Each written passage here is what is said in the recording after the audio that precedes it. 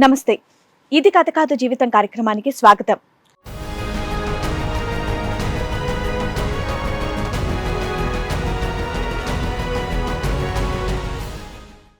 నవమాసాలు మోసి కని పెంచినటువంటి బిడ్డ జీవితం ఏమైపోతుందో అని తల్లడిల్లిపోతున్నటువంటి తల్లి ఒకవైపు, డిప్రెషన్లోకి వెళ్లి చావు బ్రతుకుల మధ్య కొట్టుమిట్టాడుతున్నటువంటి కొడుకు మరోవైపు. కష్టాల్లో ఉన్న వాళ్ళకి చేయూతను అందించే ఆమె ఈ రోజు తన కొడుకు జీవితం కోసం భరోసా కోరుకుంటోంది. అసలు వాళ్ళకి ఏం జరిగిందో తెలుసుకుందాం, చేతనైన సహాయాన్ని చేద్దాం. యాక్చువల్ కేసు ఏంటి అంటే మా మేనల్ నుండి మేమే చదివించామన్నమాట. హోటల్ మేనేజ్మెంట్ చదివాడు. మీ ఇంట్లో మీ ఎవరున్నారు? మా ఆడపడుచు గారు. మీ ఆడపడుచు గారు అబ్బాయి ఎన్ని ఇయర్స్ నుంచి ఉన్నాడండి?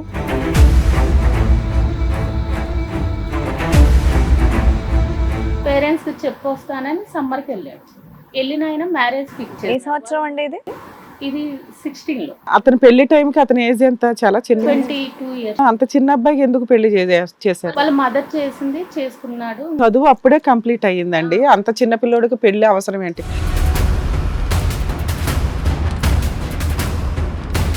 ఆ విలేజ్ లోనే ఆ ఇంటి పక్కన అమ్మాయి, నేను కూడా అక్కడే కాలేజ్ అన్న రిలేషన్ ఇక్కడ అన్న నన్ను కూడా నీ బండి మీద తీసుకొని వెళ్ళరా అని అడిగేది.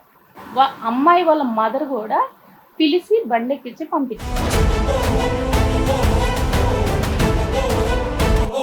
ఆ అమ్మాయి వెళ్ళేటప్పుడు చెప్పేదంట అబ్బాయికి ఏమని అంటే, అన్న నువ్వు చాలా, వాడు నిజంగా అందంగా ఉంటాడు. అమ్మాయి ఊర్లో ఎవరికి నచ్చదన్నా నువ్వు ఎలా చేసుకున్నావు, మా అమ్మ రోజు అనిద్ది అని కొంచెం బ్యాడ్ వర్డ్స్ అన్ని వాడేదంట వీడి దగ్గర.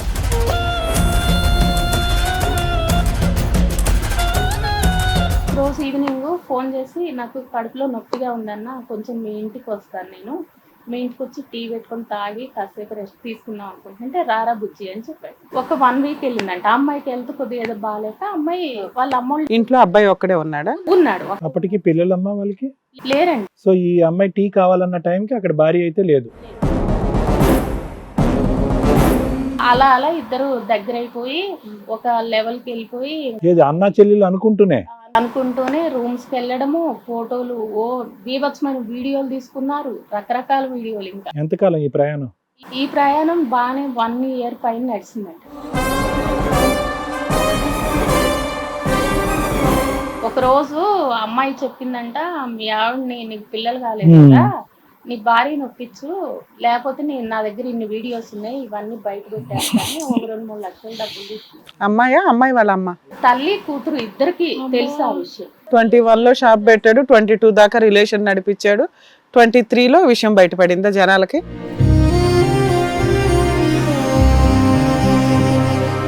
అమ్మాయే ఆడికి పెళ్ళయిందని తెలిసి వచ్చింది, అన్నయ్య అని పిలుస్తూ ఇంట్లో అన్ని రకాల ఫుడ్లు వండి పెట్టింది, అన్నయ్య అని పిలుస్తూ పక్కెక్కి పడుకుంది.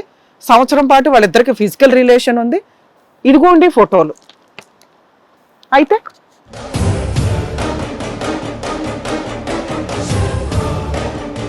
పవిత్రమైన మాట పెట్టుకొని దరిద్రపు పని చేసిన 2 క్యారెక్టర్ల గురించి మాట్లాడుతున్నాం మనం. వాళ్ళిద్దరూ ఒక రూమ్కి వెళ్ళడం, ఆ అమ్మాయి చున్నీ తీయడం, ఆ అమ్మాయి అవుట్రేజింగ్ మోడెస్టీ ఆఫ్ ఉమెన్ అనే ఇన్సిడెంట్లు అవన్నీ జరగడం, ఫిజికల్గా కమిట్ అవ్వడం, అదంతా స్టోరీ అబ్బాయికి సంబంధించి. రేప్ కేసు ఆ అబ్బాయి మీద 100% పడుతుంది, పడాలి, పడింది.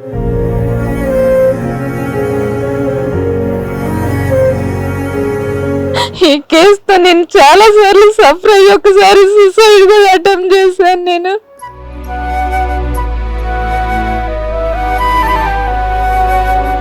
నాకేం లేదు మేడం, మా బాబు ఒక్క కేసు మీరు వాదించి ఈ షో తరపు న్యాయం చేయండి మేడం, మీకు కాళ్ళు పట్టుకుంటా.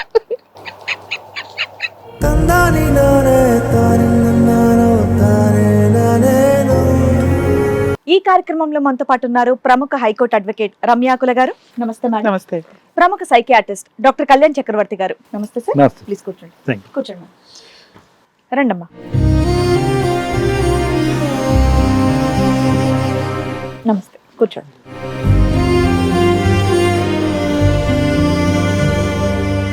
నమస్తే. చెప్పండమ్మా, ఇక్కడి వరకు రాగల కారణం ఏంటి? అంటే బేసిక్ గా కేసు మాది కాదు. ఓకే. మా బాబు కేసులో ఇరుక్కున్నాడు. ఎదురు కూర్చున్న అబ్బాయి మీ అబ్బాయా? అయ్యే. యాక్చువల్ కేసు ఏంటి అంటే మా మేనల్ నుండి మేమే చదివించామన్నమాట. హోటల్ మేనేజ్మెంట్ చదివాడు మా దగ్గర ఉండి. ఆయన స్టడీ అయిపోగానే మ్యారేజ్ చేసుకున్నాడు మా బావగారు అమ్మాయిని. మీకు మ్యారేజ్ ఎన్ని ఇయర్స్ అయిందండి? నాకు 30 years. ఎంతమంది పిల్లలు? నాకు ఇద్దరు. ఈయన ఎన్నో కొడుకు? ఫస్ట్ మీ ఇంట్లో మీ ఎవరున్నారు? మేనల్లుడు. మీ మేనడు, మీ అన్నగారి అబ్బాయి, మా ఆడపడుచు గారు. మీ ఆడపడుచు గారు అబ్బాయి ఎన్ని ఇయర్స్ నుంచి ఉన్నాడండి? ఆయన 2012, 13, 14, 15 హోటల్ మేనేజ్మెంట్ 4 years మా దగ్గర ఉండి చదువుకోవడానికి హైదరాబాద్ లో ఉన్నాడు. మీరు అకామిడేషన్ ఇచ్చారు. అతనికి 18 years నుంచి 20 years అనుకోవచ్చు, ఆ వయసు మధ్యలో చదువుకున్నాడు. అంతే కదమ్మా? సరే చెప్పండి అమ్మా. అబ్బాయి ఆ ఏజ్ లో మా దగ్గర చదువుకున్న అబ్బాయి చాలా మంచి పిల్లోడే.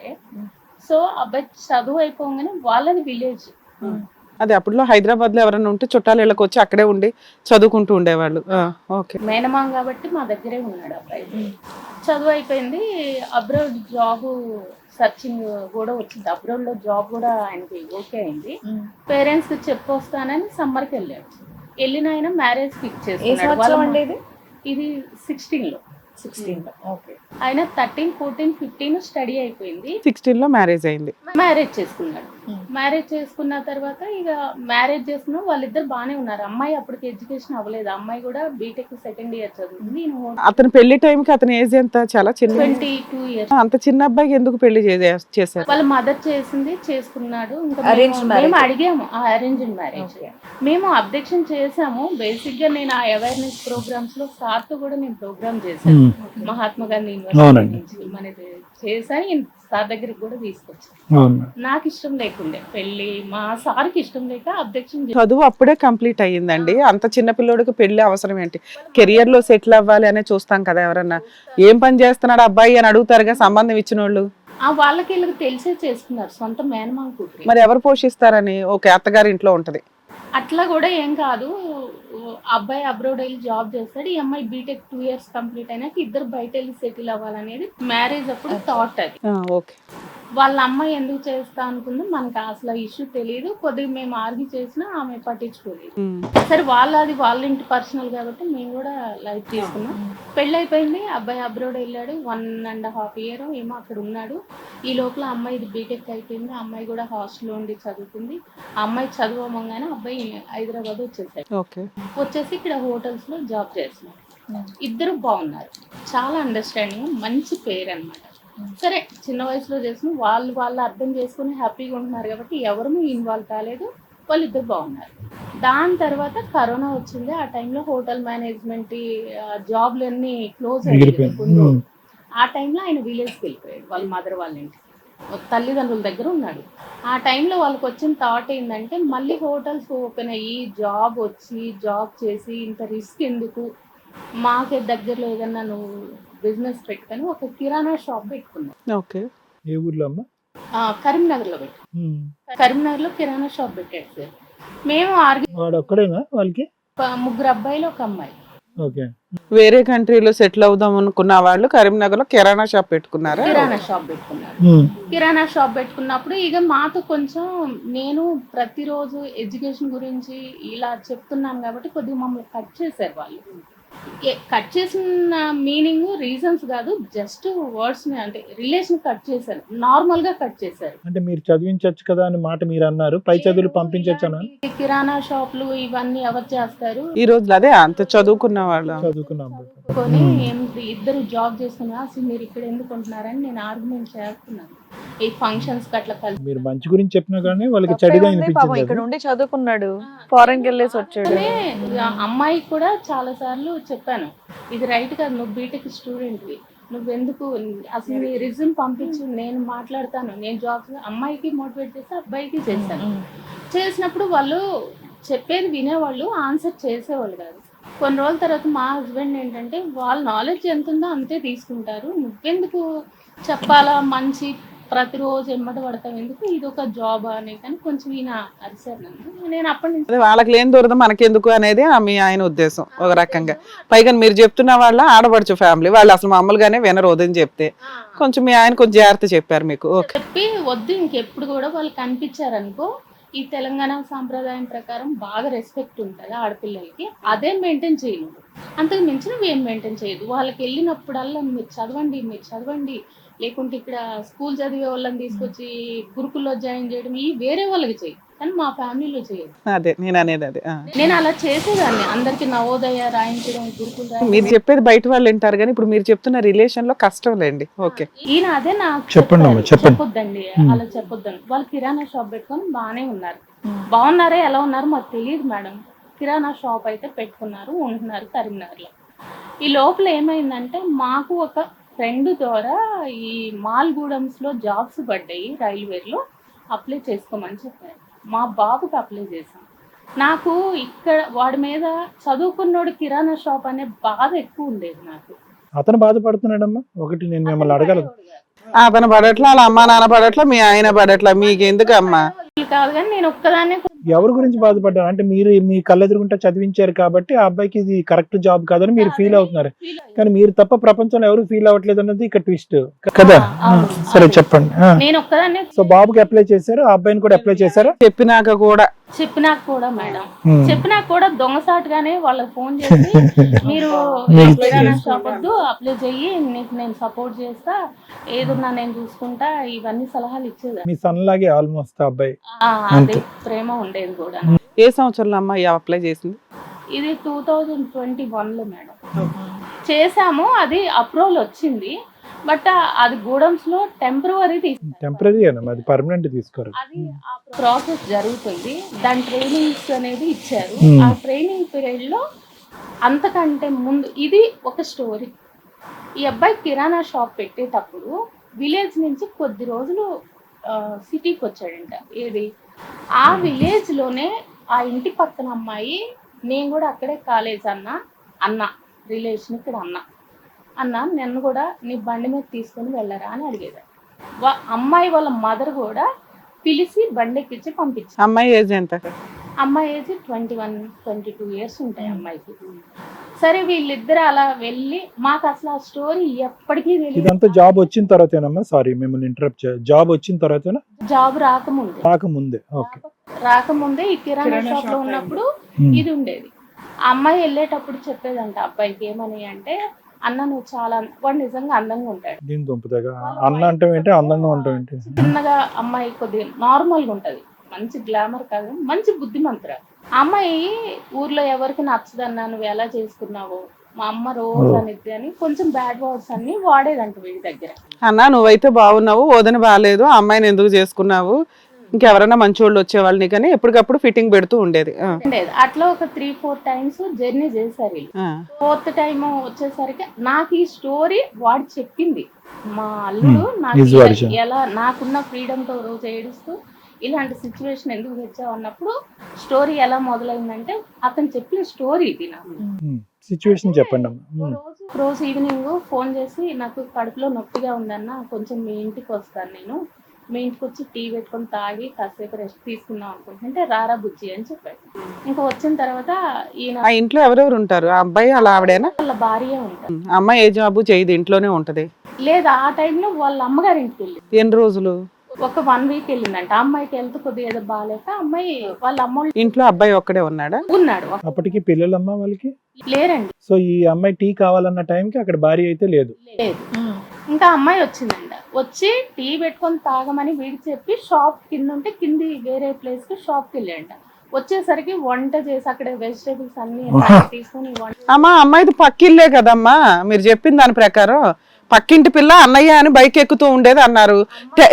చాయ్ ఇల్లింట్లో తాగాల్సిన అవసరం ఏముందా అమ్మాయికి? విలేజ్ లో పక్క ఇళ్ళేమో విలేజ్ లో, వీళ్ళిద్దరు కరీంనగర్ షాప్ దగ్గర ఉన్న చోట జరిగింది దుకాణం. ఇది సెంటర్ దగ్గర జరిగింది.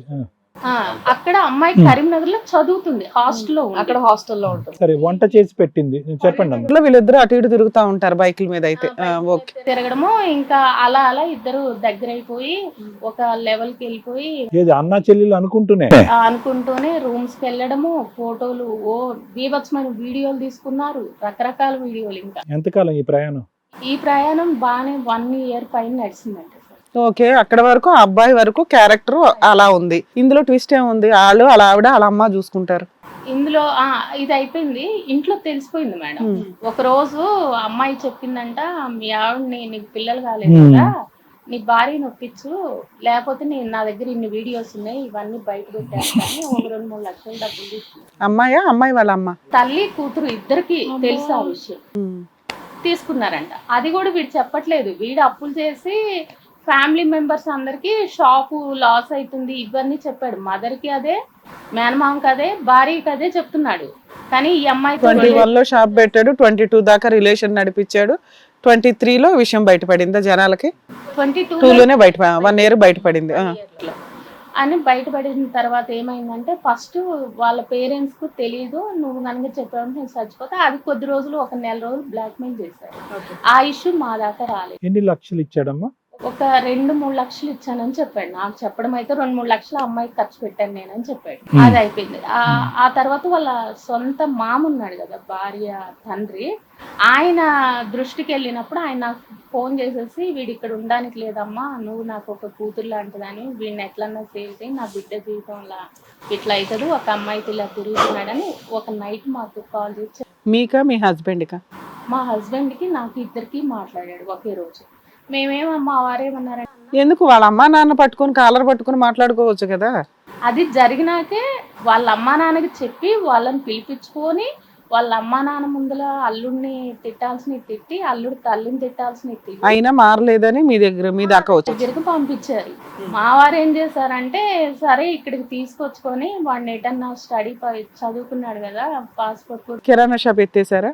ఆ కిరాణా షాప్ ఎత్తేసి అమ్మాయిని సామాన్ తీసుకుని వాళ్ళ మామ వాళ్ళ ఇంటికి వెళ్ళిపోయాడు. బిడ్డను తీసుకొని వెళ్ళిపోయాడు ఆయన. అయితే అబ్బాయిని తీసుకొచ్చి మా ఇంట్లో వదిలిపెట్టారు. 2022లో 22లో మా ఇంట్లో వదిలిపెట్టారు. వదిలిపెట్టినప్పుడు నేను కౌన్సిలింగ్ కానీ సార్ దగ్గరికి తీసుకెళ్ళా, ఇలాంటి తప్పు అవంతా అక్రమ సంబంధాలు పెట్టుకోకూడదు అని. కిరాణా షాప్ పెట్టకూడదు చెప్పిన తర్వాత నేను అడిగాను మేడం, ఏమని అంటే, ఇంకా అన్ని మానేసుకోరా ఆడపిల్లలు అంటే, ఇప్పుడు ఏదేమైనా అమ్మాయి పెళ్లిగాని అమ్మాయికి ఇలా చేసినప్పుడు నీకు చాలా ఇబ్బందులు వస్తాయి, రేపు కేసెస్ కూడా వాళ్ళకే ఫేవర్ ఉంటాయి, నువ్వేదో కాకేమ్మ కథ నేను చెప్తానంటే ఏ కోర్టు నమ్మదు అని నేను ఇలాగ అబ్బాయికి మోటివేట్ చేస్తా ఉంటే, ఆ అమ్మాయి ఎక్కడ ఫోన్ ఆపేది కాదు. ఒకరోజు ఫోన్ గుంజుకొని July 27 అనుకుంటా నైట్ ఫోన్ చేస్తుంటే, అమ్మాయి ఫోన్ తీసుకొని, అమ్మ నీకు పెళ్ళిగాని అమ్మాయి, వాడికి పెళ్ళయింది, మీ ఇంటి పక్కననే నీకు తెలుసు, భార్య ఉందని తెలుసు, నువ్వు ఎలాగమ్మా వస్తావు వాళ్ళ లైఫ్లోకి అని నేను అడిగితే, ఏంటంటే మీరు కూడా వైఫైకి అప్డేట్ కాకుండా ఇంకా పాతకాల ఫేస్బుక్లో ఉన్నావా అని అడిగాను. వైఫై ఏంటి, ఫేస్బుక్ ఏంటి అని అడిగాను. వైఫై అంటే ఏంటమ్మా అంటే, మరి వైఫై పెట్టుకోవాలంటే అన్ని ఛానల్స్ వస్తాయి, ఇప్పుడు సుప్రీంకోర్టు ఏం చెప్తుంది, ఎవరికి నచ్చితే వాళ్ళు ఉండొచ్చు అని చెప్తుంది, మీరు చదువుకోలేదా, మీరు కూడా సొసైటీలో తిరుగుతారు, వైఫైకి ఫేస్బుక్ ఇలాంటి కొత్త అద్దాలు ఉన్నాయి, ఇవన్నీ మీకు తెలియవా? నాకు నేను మేజరు. మీరు ఆ ఫోన్ రికార్డ్స్ చేశారా? మీరు సొసైటీలో సోషల్ వర్కర్ కదా, కొంత అవేర్నెస్ ఉండుంటది, సేఫ్ గా ఉంచుకోవాలి, ఎవిడెన్స్లు, పిల్ల బ్లాక్ మెయిల్ చేస్తుందని రికార్డ్స్ ఉన్నాయి అవి మీ దగ్గర?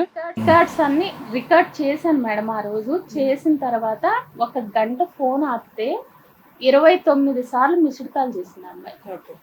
తర్వాత నేనేం చేశానంటే, నెక్స్ట్ డే మార్నింగ్ వాళ్ళ మామగారికి ఫోన్ చేసి, ఇన్నిసార్లు ఫోన్ చేసింది, నేను వాడి ఫోన్లో నుంచే మాట్లాడాను, రికార్డు కూడా చేశాను, మా హస్బెండ్కి, వాళ్ళ మదర్కి, ఆ అమ్మాయి వాడి మామకి, ముగ్గురికి మెసేజ్ చేశాను.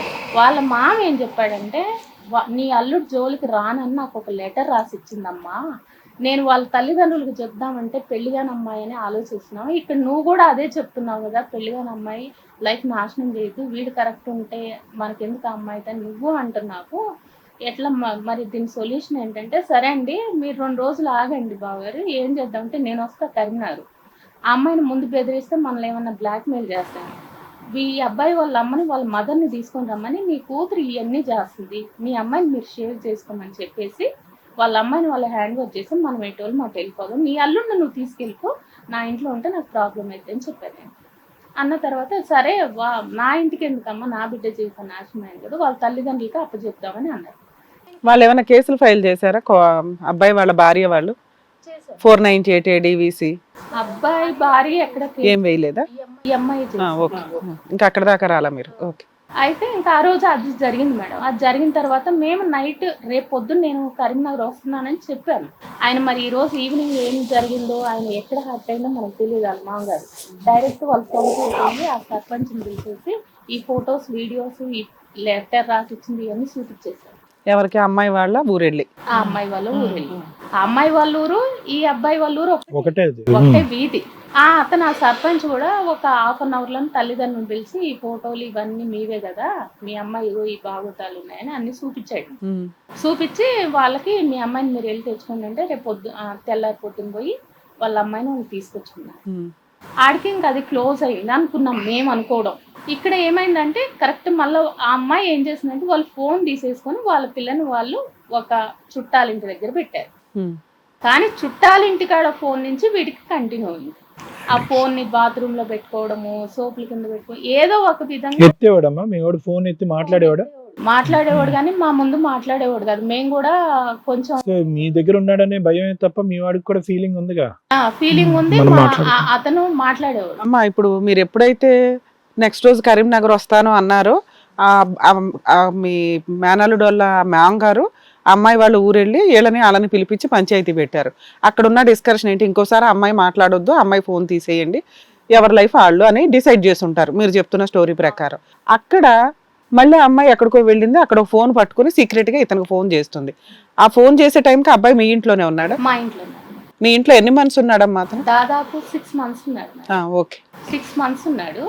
మా ఇంట్లోనే ఉన్నాడు ఆ ఫోన్ చేసేటప్పుడు. నేను మళ్ళీ గమనించి వాళ్ళకి చెప్పాను అనమాట. అప్పుడు నా దగ్గర నుంచి ఫ్రెండ్ రూమ్కి వెళ్ళి 2 months ఉన్నాడు. ఓకే, ఏది నేను ఇక్కడ ఉంటే ప్రాబ్లమ్స్ వస్తాయి అన్నప్పుడు ఒక ఫ్రెండ్ రూమ్కి వెళ్ళి ఒక 2 months ఉంది. ఇవన్నీ బయట జరుగుతున్నాయి. భార్య భర్తలు ఎందుకు కలిసి ఉంచాలని అనుకోలేదు? వాళ్ళ మామగారు ఒప్పుకోవట్లేదా కూతుర్ని పంపించడానికి? మరి కేసులు కూడా ఏం వేయలేదు కదా, ఆయన ఉద్దేశం ఏంటి? ఆ గొడవ పంచాయతీ కాడ ఆగిపోయింది మేడం. ఊర్లో పెద్ద మనుషులు అనేది విలేజ్ లో ఎలా ఉంటదంట నాకు కూడా తెలియదు. ఈ కల్చర్ నేను కూడా ఫస్ట్ టైం వింటా. నేను ఇప్పుడు నాకున్న ప్రాబ్లమ్స్ నేను డైరెక్ట్ గా ఎవరికి చెప్పడానికి లేదు. ఊర్లో 4 పెద్ద మనుషుల్ని ఎంచుకోవాలంట. ఆ ఎంచుకున్న వాళ్ళకే చెప్తే వాళ్ళే మొత్తం కొన్ని డబ్బులు తీసుకొని సెటిల్మెంట్ లాగా చేస్తారు. వీళ్ళు ఒక పెద్ద మనిషిని తీసుకొచ్చుకున్నారు. అమ్మాయి వాళ్ళు ఎవరు పెద్ద మనుషులు పంచాయతీ ఏం పెట్టలేదు.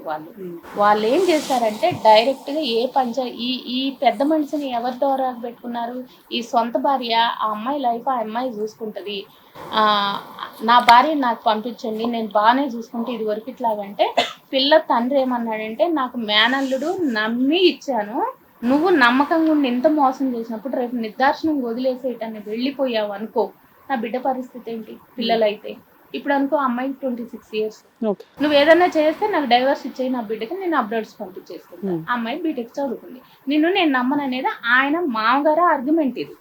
ఇది కూడా కేసు దాకా వాళ్ళు వెళ్ళలేదు, కేసు దాకా వీళ్ళు వెళ్ళలేదు.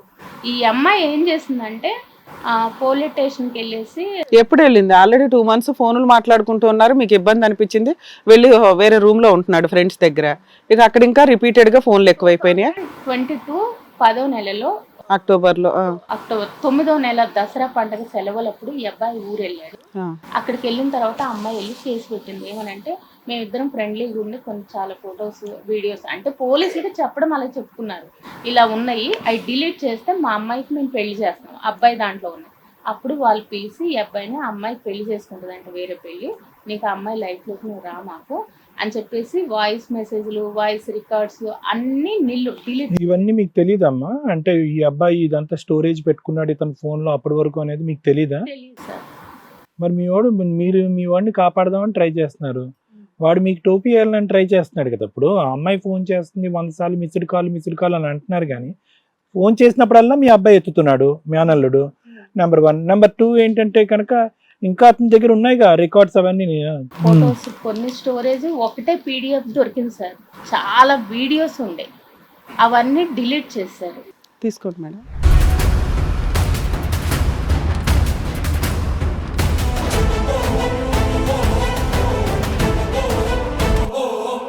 సో సరే డిలీట్ చేస్తారు, తర్వాత ఏంటమ్మా? పోలీసులు డిలీట్ చేశారు ఓకే. సార్. చేసిన తర్వాత పిఎస్ కి మేము వెళ్ళలేదు. బట్ పోలీసులు ఏం చెప్పారంటే ఇదంతా ఎక్కడ పోలీస్ స్టేషన్ అమ్మా? అక్కడ Sircilla police Sircilla police station లో జరిగింది, డిలీట్ చేస్తారు, ఆ. ఎవరి దారాలు చూసుకోమని చెప్పారు. చెప్పారు. తర్వాత చెప్పిన తర్వాత అమ్మాయికి పెళ్లి ఒక దగ్గర 11వ నెలలో పెళ్లి కుదిరింది. 10వ నెలలోనే పోలీస్ స్టేషన్ కంప్లైంట్ ఇచ్చింది. ఆ, మీ మీద కేసు వేయాలి అనుకుంటే ఏ అమ్మాయి కూడా పోలీస్ స్టేషన్కి వెళ్ళి నాకు దాచుకున్న వీడియోలు, ఫొటోస్, న్యూడ్ ఫోటోలు ఏవైతే ఉన్నాయో అవి డిలీట్ చేయించండి అని అడగరు. అవి ఉన్నాయని బ్లాక్మెయిల్ చేస్తున్నాడు కాబట్టి కేసు ఫైల్ చేయండి అంటారు. అది చాలా పెద్ద కేసు, నాకు తెలిసి మీకు ఐడియా ఉంటే. ఆ అమ్మాయి పోలీస్ స్టేషన్కి వచ్చి మ్యాక్సిమం ఇలాంటి కేసుల్లో అలా అక్రమ సంబంధాలు కానీ లేదా ఎమోషనల్గా ఒకటి అయిపోయిన సందర్భాలు, కంట్రోల్ చేసుకోలేక ఒకటైన సందర్భాలు ఏమన్నా ఉంటే ఇలా ఫోటోలు, ఇద్దరు తప్పే, ఎవరిని ఇక్కడ సపోర్ట్ చేయడానికి లేదు, ఫోటోలు తీసుకున్నప్పుడు మ్యాక్సిమం అమ్మాయిలు ఫాల్స్ కేసులు వేస్తే మనం అది వేరుగా మాట్లాడదాం. ఇక్కడ అమ్మాయి వచ్చి అవన్నీ డిలీట్ చేయండి అని అంది. అసలు ఈయన ఎందుకు దాచుకోవడం? దరిద్రం అది, ఒక చేసిన తప్పు. అంటే ఆవిడే నా దగ్గరికి వచ్చింది, ఆవిడే నాతో ట్రాప్ అయి పడుకుంది కాబట్టి నా తప్పేమీ లేదని ప్రూవ్ చేసుకోవడానికి పనికొస్తాయని దాచాడా? ఎంటర్టైన్కి దాచాడా? రేపొద్దుట అమ్మాయిని బ్లాక్మెయిల్ చేయడానికి దాచాడా? అట్లీస్ట్ ఇవి ఉన్నాయని మీకు చెప్పాలి కదా. ఇప్పుడు మీరు ఏమన్నారు, ఆయన ఫోన్ లో నుంచి డిలీట్ చేయించారా అని అంటున్నారు. ఫోన్లు అన్ని డిలీట్ చేశాడు. ఒక పీడిఎఫ్ భార్య నేను ఇంకా దీని గురించి అడగట్లా. పోలీస్ స్టేషన్కి వెళ్ళింది, డిలీట్ చేయమంటే డిలీట్ చేస్తారు. అసలు ఆయన ఎందుకు ఉంచుకున్నాడో అని అడుగుతున్నా. అక్కడే ఆయన క్యారెక్టర్ ఇంకొకసారి పడిపోయింది. ఒక అమ్మాయి ఫోటోలు అసలు అట్లా దిగడమే తప్పు, తప్పుడు పని చేయడమే తప్పు. ఎందుకు ఉంచుకున్నాడు? సరే ఉంచుకున్నాడు, అమ్మాయి డిలీట్ చేసింది. ఆ అమ్మాయికి నెక్స్ట్ మంత్ మ్యారేజ్ ఉంది. తర్వాత ఏంటి? నెక్స్ట్ మంత్ మ్యారేజ్ ఉంది మేడం. ఆ మ్యారేజ్ టైంలో నాకేమైందంటే ఆ అమ్మాయికి మ్యారేజ్ కుదిరిన టైంలో నాకు యాక్సిడెంట్ అయ్యి అసలు ఇందులో మీరు ఎక్కడ ఉన్నారు మేడం? అబ్బాయి వేరే రూమ్ లో ఉన్నాడు, వాళ్ళ అమ్మ నాన్న పంచాయతీ, పోలీస్ స్టేషన్ పంచాయతీ. మీ లైఫ్ మీకుంది, మీ ఇద్దరు పిల్లలు, మీ భర్త, మీరు. మేడం నా లైఫ్ ఇప్పుడు స్టార్ట్ అయింది. నాకు అబ్బాయి వాళ్ళ ఊరు వెళ్ళిపోయాడు, వాళ్ళ దగ్గరే ఉన్నాడు. కాకపోతే నాకు నవంబర్ 17వ తారీఖు నాడు యాక్సిడెంట్ అయింది. నాకు స్పైనల్ కార్డ్ ఇంజూరీ అయింది అనమాట. రెండు చాలా పెద్ద ఇష్యూ అయింది. నేను బెడ్ మీద ఉన్న, సర్జరీస్ అయినాయి యశోదాలో.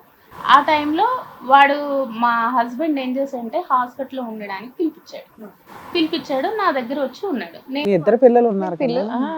మీ పిల్లలు ఉన్నారు కదండి. మా సిస్టర్ యుఎస్ లో ఉన్నారు.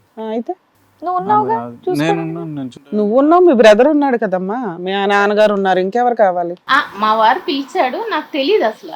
మేము హాస్పిటల్లో ఉన్నాం కదా, మరి ఈయన ఏ నమ్మకంతో పిలిచారా, రారా 4 రోజులు అంటే వచ్చాడు. మళ్ళీ వచ్చి మా ఇంట్లోనే ఉన్నాడు. అదే నేను వారం రోజులు హాస్పిటల్లో ఉన్నా మేడం. వారం తర్వాత సర్జరీస్ అయినా ఇంటికి డిశ్చార్జ్ అయ్యాను. బుధవారం డిశ్చార్జ్ అయ్యాను. శుక్రవారం రోజు ఒక అమ్మాయిని వచ్చి మ్యాచ్ చూసి వెళ్ళాడు. వీళ్ళిద్దరు మాట్లాడుకుంటున్నారు రెగ్యులర్ గా. అప్పుడు కూడా కేసులు అయినా కూడా వాళ్ళు మాట్లాడుకుంటున్నారు. కేసు సెటిల్మెంట్ అయిపోయింది కదా, కేసు ఏం అవ్వలే.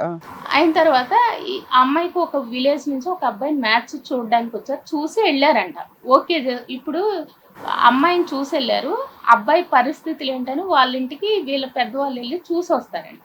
అట్లా వీళ్ళ పెద్దవాళ్ళు అబ్బాయి వాళ్ళ ఇంటికి నేను బుధవారం డిశ్చార్జ్ అయ్యాను, శుక్రవారం నాడు వాళ్ళు అక్కడికి వెళ్ళారు.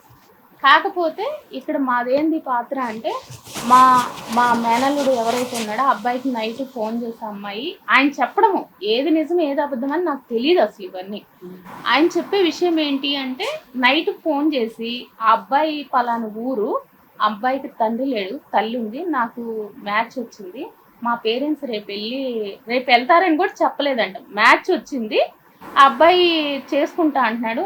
నాకు కొద్దిగా టైం కావాలి, తప్పిద్దరం చేసాం, పనిష్మెంట్ నాకైతుంది, నేను ఎవడో వాడు అసలు ఏం బాగాలేడు, నాకు ఇష్టం లేని పెళ్లి చేస్తున్నారు, నేను చెప్పుకుంటాను, ఫోన్ నెంబర్ తెచ్చిమ్మని అడిగిందంట. ఊరు పేరు ఇంటి పేరు అన్న అమ్మాయి చెప్పిందంట. తెల్లారితే మా బాబు ఫ్రెండ్ కరీంనగర్ వెళ్తున్నారు వీళ్ళు. అది గూడమ్స్ జాబ్ ఉంది కదా మేడం, రైల్వేలో వాళ్ళు రమ్మన్నారు కదా, పెద్దపల్లి గూడమ్స్కి వెళ్తున్నాడు ఈయన.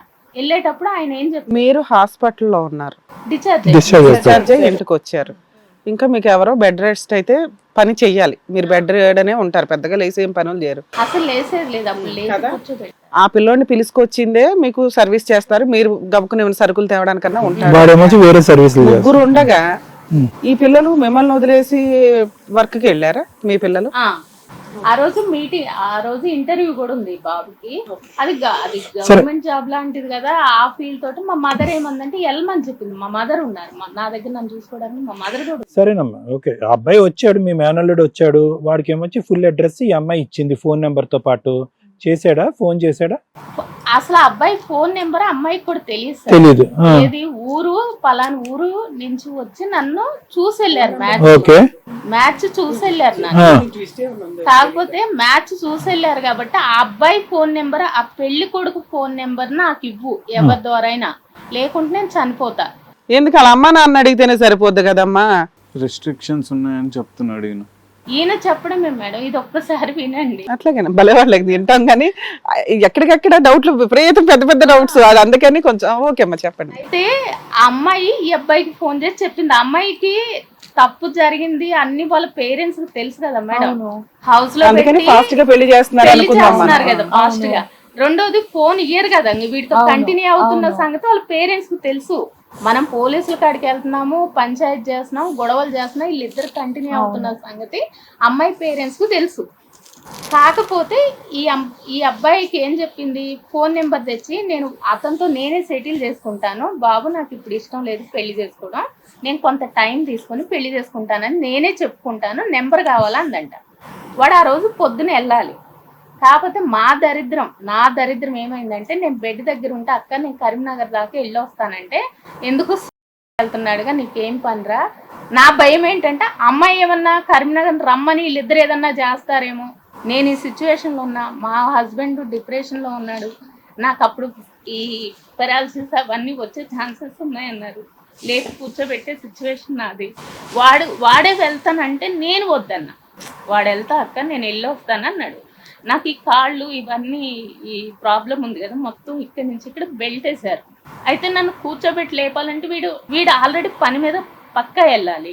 నేనేం చేశానంటే, వెళ్తున్నాడ్రా కరీంనగర్, వాడికి ఏం పని ఉంది నీకు కరీంనగర్లో. నా భయం వల్ల ఏం లేదు మేడం, అమ్మాయి కరీంనగర్ రమ్మన్నాడేమో, ఇదేదన్నా కొత్త వాళ్ళిద్దరు ఏమైనా కొత్త ట్విస్ట్ ఉంటుందేమో అని కనెక్ట్ అవుతారేమో అని భయపడ్డారు మీరు. నేను భయపడితే వీడికి ఏం చెప్పారంటే, ఒరే పలానా ఊరు వెళ్ళి ఆటో, చిన్న విలేజ్ లో ప్రతి ఓడి ఇంటి పేరు ప్రతి ఓడికి తెలిసి ఉంటది. ఆటో స్టాండ్ లోకి వెళ్ళి పలానా పేరు, అతని పేరుని అడగండి. డోర్ టు డోర్ సర్వే చేశాడు. ఎంతమందిని సర్వే చేశాడు? తీసుకొచ్చి నాకు ఇమ్మన్నారండి. ఎంతమంది సర్వే చేశాడమ్మా? ఎన్ని వందల ఇళ్ళు తిరిగాడు? మమ్మీ ఈ స్టోరీ నీకు తెలియదు కదా, నేను చెప్పండి. నాకు నెక్స్ట్ డే మార్నింగ్ చెప్పాడు, ఇలా వెళ్ళురా అక్కడ ఈయన ఉంటాడు, ఆయన దుబాయ్ నుంచి వచ్చాడు, నాకు కూడా సేమ్ ప్లాన్స్ ఉన్నాయి, నేను కూడా ఫారెన్ ట్రిప్ వేద్దాం అనుకుంటున్నాను, అది ఫారెన్లో వర్క్ చేద్దాం అనుకుంటున్నాను అంటే సరే అని చెప్పి నేను వచ్చాను. వచ్చి ఫస్ట్ నా వర్క్ చూసుకున్నాను. అక్కడ పెద్దపల్లిలో ఓన్లీ కాంక్రీట్ ఎక్కువ ఉంటుంది, అక్కడ చూసుకున్నాను, సైట్ మొత్తం విజిట్ చేశాను. తర్వాత లేబర్ని మీట్ అయ్యాను. లేబర్ని మీట్ అయిన తర్వాత నేను రిటర్న్లో వచ్చేటప్పుడు ఆ ఊరు అంటే అడ్రస్ ఫోన్ నెంబర్ అతకమన్నాడు కదా, వెళ్ళారు మీరు అక్కడ. వెళ్ళాము. వెళ్ళి అడగంగానే నీకెందుకు, నువ్వెవరివి, నీకేం కావాలంటే, ఒక ఆయన తెమ్మన్నాడు, ఆయన తెమ్మన్నాడని మేము వచ్చాము అని చెప్పంగానే రెస్ట్రిక్ట్ చేస్తున్నారు మమ్మల్ని. ఇంకా మాకు డౌట్ వచ్చేసింది, ఇదేదో తేడాగా ఉందిరా, మనం ఇక్కడి నుంచి వెళ్దామని చెప్పేసి వెళ్ళి ఇంటికి వచ్చేసాం. తర్వాత స్టోరీ మాకు తెలిసింది ఎప్పుడంటే, మా మీదకి పోలీసెస్ కాప్స్ కాల్ చేయడం వల్ల. మీరు చెప్పండి మేడం. అయితే వీళ్ళు వెళ్ళారు, ఏదో ఎంక్వైరీ చేశారు, దొరకల నెంబర్ అయితే వాళ్ళకి. ఏం లేదు మేడం, వీళ్ళు వెళ్ళి అంట అక్కడ ఏం జరిగిందో స్ట్రిక్ట్ అది తెలియదు మాకు. వీళ్ళు వెళ్ళిన ఊరు పెళ్లి కొడుకు వాళ్ళ ఊరు. సో ఆ ఊరికి అమ్మాయికి సంబంధం లేదు.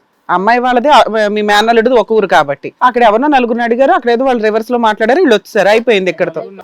ఎందుకు ఎవరు ఏంటి అన్నారు. వీళ్ళకి తెలిసిన మ్యాటర్ ఏంటంటే, ఆ పెళ్లి కొడుకు కాదు, నా ఫ్రెండ్ దుబాయ్ హోటల్ మేనేజ్మెంట్ లో జాబ్ చేసి వచ్చాడు, మమ్మీ డాడీ నన్ను బయటకు వెళ్ళిపోమంటున్నారు కదా, ఆడికాడికి వెళ్ళి ఫోన్ నెంబర్ తీసుకురా, నేను జాబు. అదేలేండి, మీ మేనల్లుడు అట్లా చెప్పాడు ఆ పిల్లోడికి, మీ అబ్బాయికి. ఈ అబ్బాయికి అలా చెప్పాడు. వీడి ఫ్రెండ్ వెళ్ళారు, ఇద్దరు వెళ్ళిన తర్వాత వాళ్ళు ఏం చేశారు, ఊరు చివరికి వచ్చాక వీళ్ళని ఒక ఫోటో తీసుకొని ఆ ఫోటో తీసుకెళ్ళి రేప్ కేసు. ఎవరి మీద రేప్ కేసు? ఏమ్మా వీళ్ళిద్దరి మీద రేప్ కేసా? ఇప్పుడు కొత్తగా రేపే ఉందమ్మా, ఎప్పటి నుంచో రేప్ అవుతుంది. సురేష్ అబ్బాయి ఎవరైతే వీళ్ళిద్దరు ఫోటోలు ఎక్కడ ఉన్నాయమ్మా? ఆ పెళ్లి కొడుకు వాళ్ళ ఊర్లో ఉంటాయి. ఊర్లో కూడా ఊర్లో అమ్మ వీళ్ళు ఇప్పటికీ 1,00,000 ఫోటోలు తీసుకున్నారు, 1,00,000 రాత్రులు గడుపుంటారు వీళ్ళు. ఇప్పుడు కొత్తగా రేప్ చేసేది ఏముంది? పెట్టారు సార్, ఆ కేసు పెట్టారు. ఇంకా కట్ చేస్తే మేడం, కేసు పెట్టారు కదా, ఆ రోజు మాకు పెద్ద మనుషుల నుంచి నాకు బెడ్ మీద ఉన్న. ఎవరి మీద పెట్టారమ్మా? మా బాబు మీద, మా ఆడపడుచు మీద, వాళ్ళ భర్త మీద, ఆ అబ్బాయి మీద, వీళ్ళ ఫ్రెండ్ మీద అందరి మీదనా రేప్ కేసా? అంటే రేపు ఒక్కళ్ళేనండి వీళ్ళంతా ఎంకరేజ్ చేసినట్టు. ఎంకరేజ్ చేశారు. వీళ్ళేమో పెళ్ళే కుదిరిందట, పెళ్లి చెడగొట్టేశారండి. మీరు ఎంత రాంగ్ స్టేట్మెంట్ ఇస్తున్నారో తెలుసా? చదువుకున్న వాళ్ళు, సొసైటీ తెలిసిన వాళ్ళు అందరి మీద రేప్ కేసు పెట్టారండి అంటే ఇప్పుడు అట్లాగే నవ్వుతారు అందరు. అందరి మీద రేప్ కేసు పెట్టాల, అబ్బాయి మీద రేప్ కేసు పెట్టారు, మిగతా వాళ్ళు వాళ్ళ క్రైమ్ ఆఫ్ పాత్ర ఎంత ఉందో వాటి మీద పెట్టినట్టు లెక్క. ఆ అబ్బాయి మీద రేప్ కేసు పెట్టి ఇలా నలుగురిని కూడా ఇరికిచ్చిందండి అని చెప్పాలి. ఇది నా రిక్వెస్ట్, దయచేసి అట్లా చెప్పండి. ఎవరెవరు ఉన్నారమ్మా వాళ్ళు కేసు పెట్టింది? ఎవరెవరి మీద? మా బాబు, అబ్బాయి A1 అండి. ఎవడు? ఆ అబ్బాయి మీ మేనల్లుడు A1.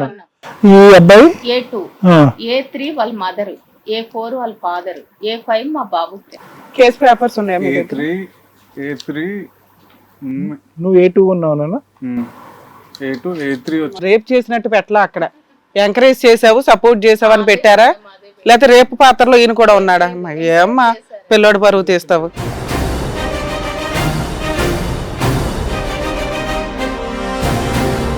అది అలాగని కేసు పెట్టారంట. ఓకేనమ్మా. అది 11వ నెల 28 కేసు పెడితే జనవరిలో వీడు నార్మల్ గా తల్లిదండ్రులను మీకు చూడడానికి ఎవరు చెప్పారమ్మా ఇది రేప్ కేసు అని? ఆమె స్టేట్మెంట్ లో చెప్పిందని చెప్తున్నాను. నేను ఇంకా చూడలేదు. ఇంకా చూడలేదా? ఎప్పుడు 2022లో పెట్టిన కేసు మీ లాయర్ మీకు చెప్పలేదా? కేసు ఏంటో ఎక్స్ప్లెయిన్ చేయలేదా మీకు? మా కేసు ఎక్స్ప్లెయిన్ చేసి ఏం కేసు మీద? అది rape case. Modesty of the insulting women's మీద వల్గర్ గా బిహేవ్ చేయడాలు ఇవ్వండి, రేప్ కేసు. అబ్సెనిటీ. 354 354 అదే మోడెస్టీ ఆఫ్ ఉమెన్. మీరేంటి వీళ్ళు క్రైమ్ పెంచేస్తున్నారు, వీళ్ళు క్రైమ్ మీరు పెంచేస్తున్నారు అందులో ఉన్నదానికంటే. తర్వాత ఏమైనా యాడ్ చేశారేమో చూద్దాం. తర్వాత ఏమైందమ్మా? అది 11వ నెల 28 కేసు అయింది సార్. అమ్మాయి వెళ్ళి పెట్టింది వీళ్ళ మీద. 28 నవంబర్ 2020 నవంబర్ లో పెడితే అబ్బాయిని ఊరికి వెళ్ళిన పిల్లోడిని జనవరి 11 అరెస్ట్ చేశారు.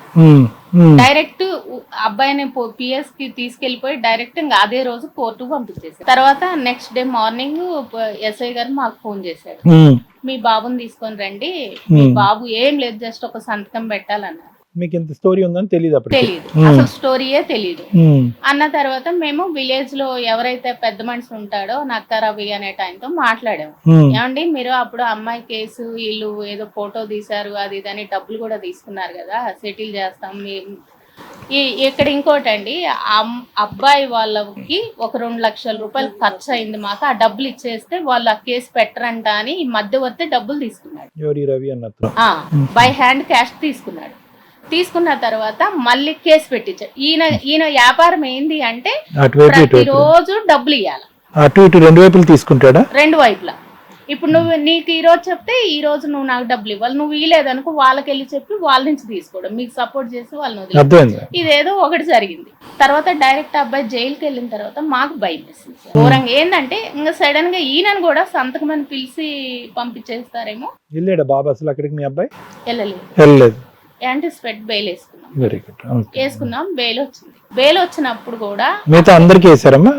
తర్వాత A2 A3 A4 అందరూ బెయిల్ వేసుకున్నారు. అందరూ బెయిల్ తెచ్చుకున్నారు సార్. బెయిల్ అయిపోయింది. ఆ అమ్మాయికి ఆ బెయిల్ వాడు జైల్లో రాకముందు వచ్చిన తర్వాత మొత్తానికి అమ్మాయికి పెళ్లి అయిపోయింది, వేరే పెళ్లి చేసుకుంది, పిల్లలు కానింది. ఈ కేసు ఇట్లా నడుస్తుంది. ఊర్లో నుంచి మాకు పెద్ద మనుషుల నుంచి ఈ మధ్యవర్తులతో థ్రెట్ ఏంటంటే ఈ కేసు రేప్ కేసు కింద పెడతాము, ఆ కేసు కింద పెడతాము. సెటిల్మెంట్ అంటే ఏంటి వాళ్ళ ఉద్దేశంలో? అమ్మాయి బాబాయి ఏదో డబ్బు ఖర్చు అయిందంట, వాళ్ళకి ఆ డబ్బు ఇస్తే కనుక సెటిల్ చేసుకుంటారు. మరి అమ్మాయి కూడా ఇప్పుడు పెళ్లి అయిన తర్వాత కూడా పోలీస్ స్టేషన్ కి వస్తుందమ్మా, అది కేసు కోర్టుకు వెళ్తుందా? అమ్మా ఆ అబ్బాయినే పెళ్లి చేసుకున్నారా వేరే అబ్బాయి? ఆ ముందు అబ్బాయి చెడిపోయినందుకు ఖర్చులు ఇమ్మంటున్నారు. ఎంత అడుగుతున్నారు? అది 5 లక్షల దాకా అడుగుతున్నారు. ఇప్పుడు పెళ్లి చేసుకున్నోడికి తెలుసా మీ మేనల్లుడికి అమ్మాయికి మధ్యన ఉన్న కథ? అది మనకు తెలియదు. తెలియకుండా ఉంటుందా సార్? పిల్లలు అమ్మ అమ్మాయికి ఏమన్నా? ఒక అమ్మాయి మేడం, పాప కూడా పుట్టింది. ఇంకా తెలుసుడే ఉంది అన్ని కానీ. సరే మేడం చెప్పినాను. నీ జాబ్ సంగతి ఏంటి ఇప్పుడు? ఫ్రమ్ పాస్ట్ 9 years నుంచి నేను ఒక కంపెనీలో వర్క్ చేస్తున్నాను. 2014 పజాన్స్లో వర్క్ స్టార్ట్ చేశాను. తర్వాత డామినోస్కి. మ్యారేజ్ అయిందమ్మా మీకు? రైల్వే జాబ్ ఏమైంది? అది యాక్చువల్గా జనవరిలో ఫింగర్ ప్రింట్స్కి వచ్చారు మేడం. ఆ ఫింగర్ ప్రింట్స్కి వచ్చినప్పుడు ఆయనేమో జైల్లో ఉన్నాడు, ఈయన బెయిల్ మీద ఉన్నాడు. ఇద్దరిని రిజెక్ట్ చేశారు. రిజెక్ట్ అయిపోయింది. ఇద్దరు రిజెక్ట్ అయిపోయిన తర్వాత ఈయన డిప్రెషన్కి వెళ్ళాడు. ఈయనకి యాక్సిడెంట్ అయింది, ఆ హెడ్ అంతా పగిలిపోయింది. ఆ కళ్ళు తీసి ల్యాబ్లో పెట్టారు 6 నెలలు.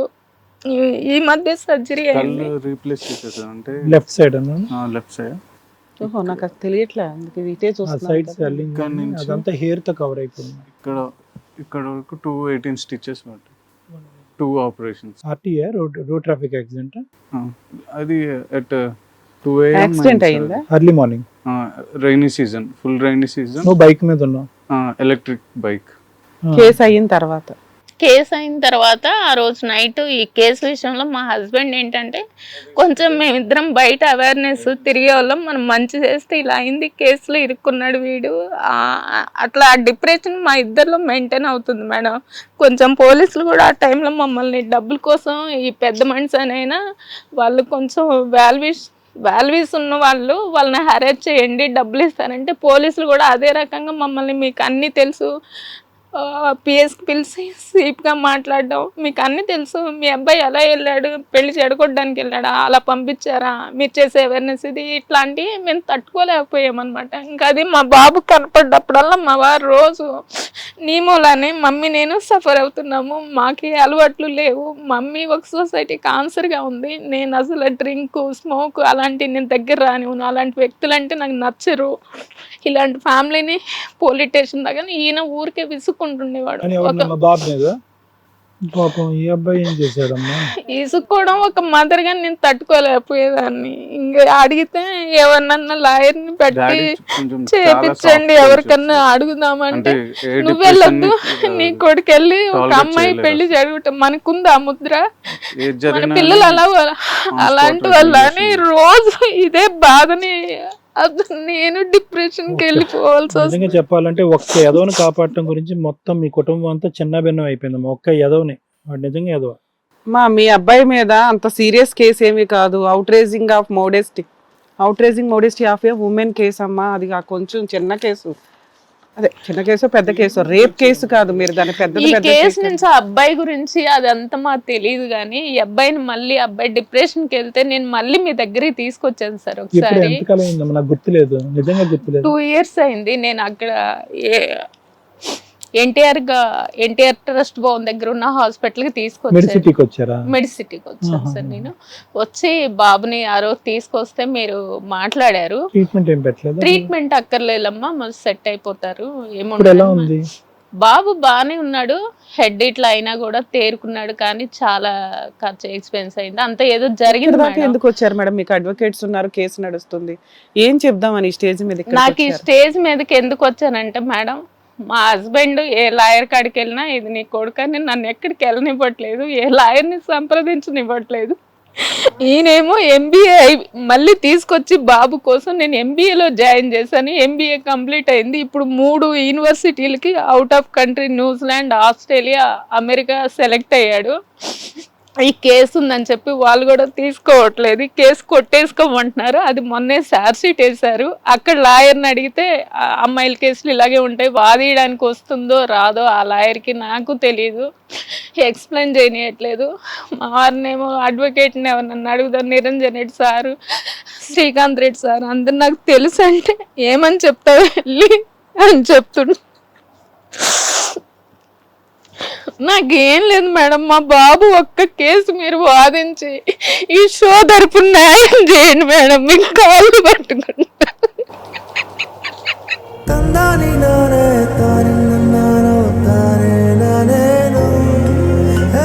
మీరంటే నాకు చాలా అభిమానం మేడం, నేను చాలా ఇయర్స్ నుంచి ఫాలో అవుతుంటాను, మీ ప్రోగ్రామ్స్ చూస్తుంటాను. సార్తో అయితే నాకు మీటింగ్స్, మేము ఒక 2-3 ప్రోగ్రామ్స్ సార్తో కూడా కలిసి చేశాను. నాకు మహాత్మా గాంధీ యూనివర్సిటీకి ఇన్విటేషన్ పంపిస్తే మహిళా అవేర్నెస్ వాళ్ళ జోన్ నుంచి నన్ను పంపించారు సార్ ప్రోగ్రామ్ కూడా. ఈ కేసుతో నేను చాలా సార్లు సఫర్ అయ్యి ఒకసారి సూసైడ్ కూడా అటెంప్ట్ చేశాను నేను.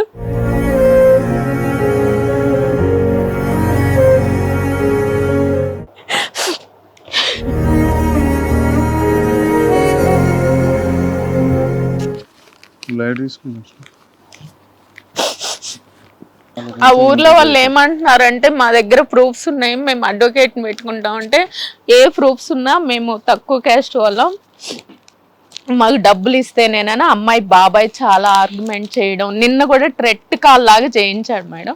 నువ్వేం చేయలేవు, నీకు 100 మంది కలెక్టర్. ఎవరు చేసే ప్రయత్నాలు?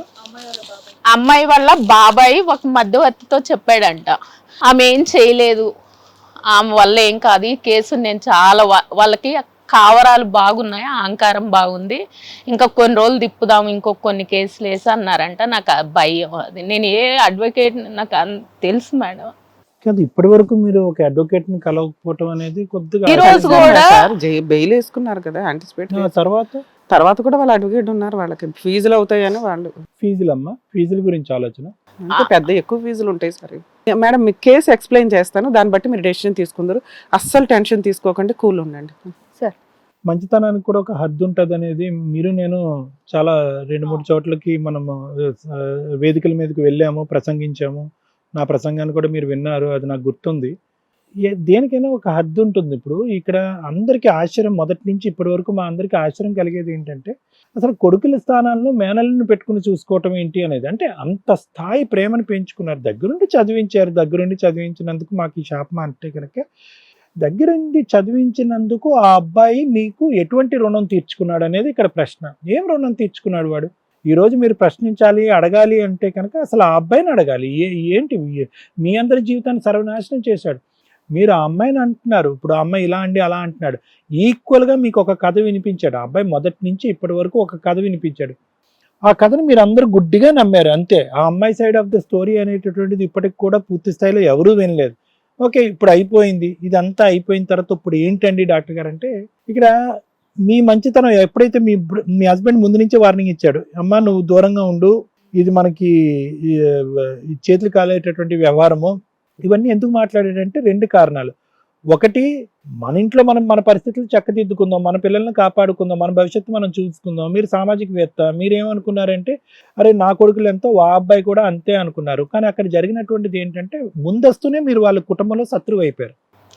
మీ భర్త అవ్వలేదు కానీ మీరు శత్రువు అయిపోయారు. అరే ఇదేంటి ఈవిడ మా అబ్బాయిని అతి కష్టం మీద అమెరికానో ఆఫ్రికానో అక్కడికి ఇక్కడ పంపించుకోకుండా మన కళ్ళెదురుగుంటా పెట్టుకుని వాడి చేతి ఏదో కిరాణా షాప్ పెట్టుకుని ఇచ్చేద్దాం అనుకుంటే ఈవిడ అక్కడికి ఇక్కడికి పంపించాలి అని చెప్పి, అంటే ఇప్పటికీ కూడా మీ మీద వీళ్ళందరికీ ఒక నెగిటివిటీ క్రియేట్ అయింది. ఏది ఆ అమ్మాయి తరపున వాళ్ళకే నేను అనట్లేదు, మీ మేనల్లుడు తరపున వాళ్ళకు కూడా ఒక నెగిటివిటీ క్రియేట్ అయిపోవటం వల్ల ఈరోజు మీరు చేసినటువంటి సహాయానికి ఈరోజు మీరే మీ చేతులు కాల్చుకుని ఒంటరిగా పోరాడే పరిస్థితి వస్తుంది. ఎవరున్నారు? ఎవరు రావట్లేదు ముందుకి. ఎవరు రాకపోగా అమ్మాయి కేసులో వెళ్తే వాళ్ళ తల్లిదండ్రులకి, ఆ అబ్బాయికి అందరికి బెయిల్ ఖర్చులు మేమే పెట్టుకున్నాం. తర్వాత మళ్ళీ మా ఆడపడుచు అనే మాటలు ఏంటంటే, నువ్వు వచ్చి నీ కాలు మంచిది లేదు, నువ్వు వచ్చి మా కుటుంబంలో నువ్వు కాలు పెట్టావు కాబట్టి మాకు ఇవన్నీ జరిగినాయి అని తిట్టారు నన్ను. అది తిట్టడమే కాకుండా వాళ్ళ భర్త అంటాడు, నీ కొడుకు ఆ ఊరు వెళ్ళకపోతే వాళ్ళు కేసు పెట్టరు, మేము వాళ్ళు కాంప్రమైజ్ అవుతున్నాము, నీ కొడుకు ఆ ఊరు వెళ్ళాడు కాబట్టి కేసు పెట్టారు, ఇవన్నీ భరించడమే కాదు మాకు నష్టపరిహారం కూడా కట్ట 10 లక్షలు అన్న. వీళ్ళకి కట్టాలంటే నష్టపరిహారం? అతి మంచితనానికి కూడా విలువ లేదమ్మా ఈ రోజుల్లో. అసలు ఇంకా తిట్లు కూడా మామూలు కాదు మేడం, నాకు రావు. అమ్మా ఒక్క 2 నిమిషాలు వినండి అమ్మా. మేడం చెప్పినట్టుగా, రమ్య మేడం చెప్పినట్టుగా పెద్ద కేసు కాదు. నిజంగా పోరాట పటిమ ఉండి మీరు నిలదొక్కోగలిగితే కనుక ఇందులోంచి మీరు చాలా సానుకూలంగా ఈజీగా బయటపడచ్చు. అంతవరకు అయితే మేడం నమ్ముకుంది. కానీ ఇక్కడ మీకు ప్రధానంగా కావాల్సింది ఈ పోరాటంలో ఏంటంటే, మీరు ఏకాకులుగా ఉన్నారు, ఒంటరి పోరాటం చేయాలి, మనోధైర్యం అనేది చాలా ఇంపార్టెంట్. ఇక్కడ కలిగినటువంటి ఆశ్చర్యం ఏంటంటే, చచ్చిపోవాల్సినటువంటి మీ అబ్బాయి ఈ రోజు బ్రతికి ఇక్కడ కూర్చున్నాడు. ఆ అబ్బాయి అంటే ఆ ముందు రోజు ఒక విషయం జరిగింది మేడం. నైట్ అన్నం తినేటప్పుడు మా హస్బెండ్ నేను అడిగాను ఈ కేసు విషయం గురించి. వాళ్ళ అక్కయ్య ఇదే మాట తిట్టింది మేడం. అడిగితే ఈయనకి ఆ ముందు రోజు అన్నం తినేటప్పుడు అన్నం ఎందుకు తింటున్నావురా కొద్దిగా అరిసాడు అనమాట, కోప్పడ్డాడు. ఎందుకంటే అసలు ఆయన సిస్టంలో మనం బ్రతకలేము వాస్తవానికి. అంత మంచి సిస్టమ్, చాలా డిసిప్లిన్, అంత క్రమశిక్షణ. అంటే ఆయన రూమ్ ఎప్పుడు ఆయన నీట్ గా పెట్టుకుంటాడు, ఆయన బట్టలు ఎప్పుడు ఒక కర్చీఫ్ ఒకరికి గిఫ్ట్ ఇస్తే ఆయన ఆ కర్చీఫ్ని వాళ్ళ వాల్యూ కోసం అంత పవిత్రంగా ఉంచుకుంటాడు.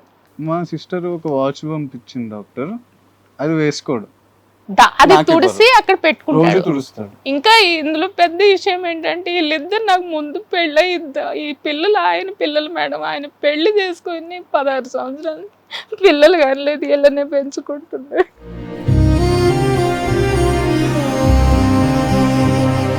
ఈయన ఇప్పుడు మీ సెకండ్ హస్బెండ్ అండి?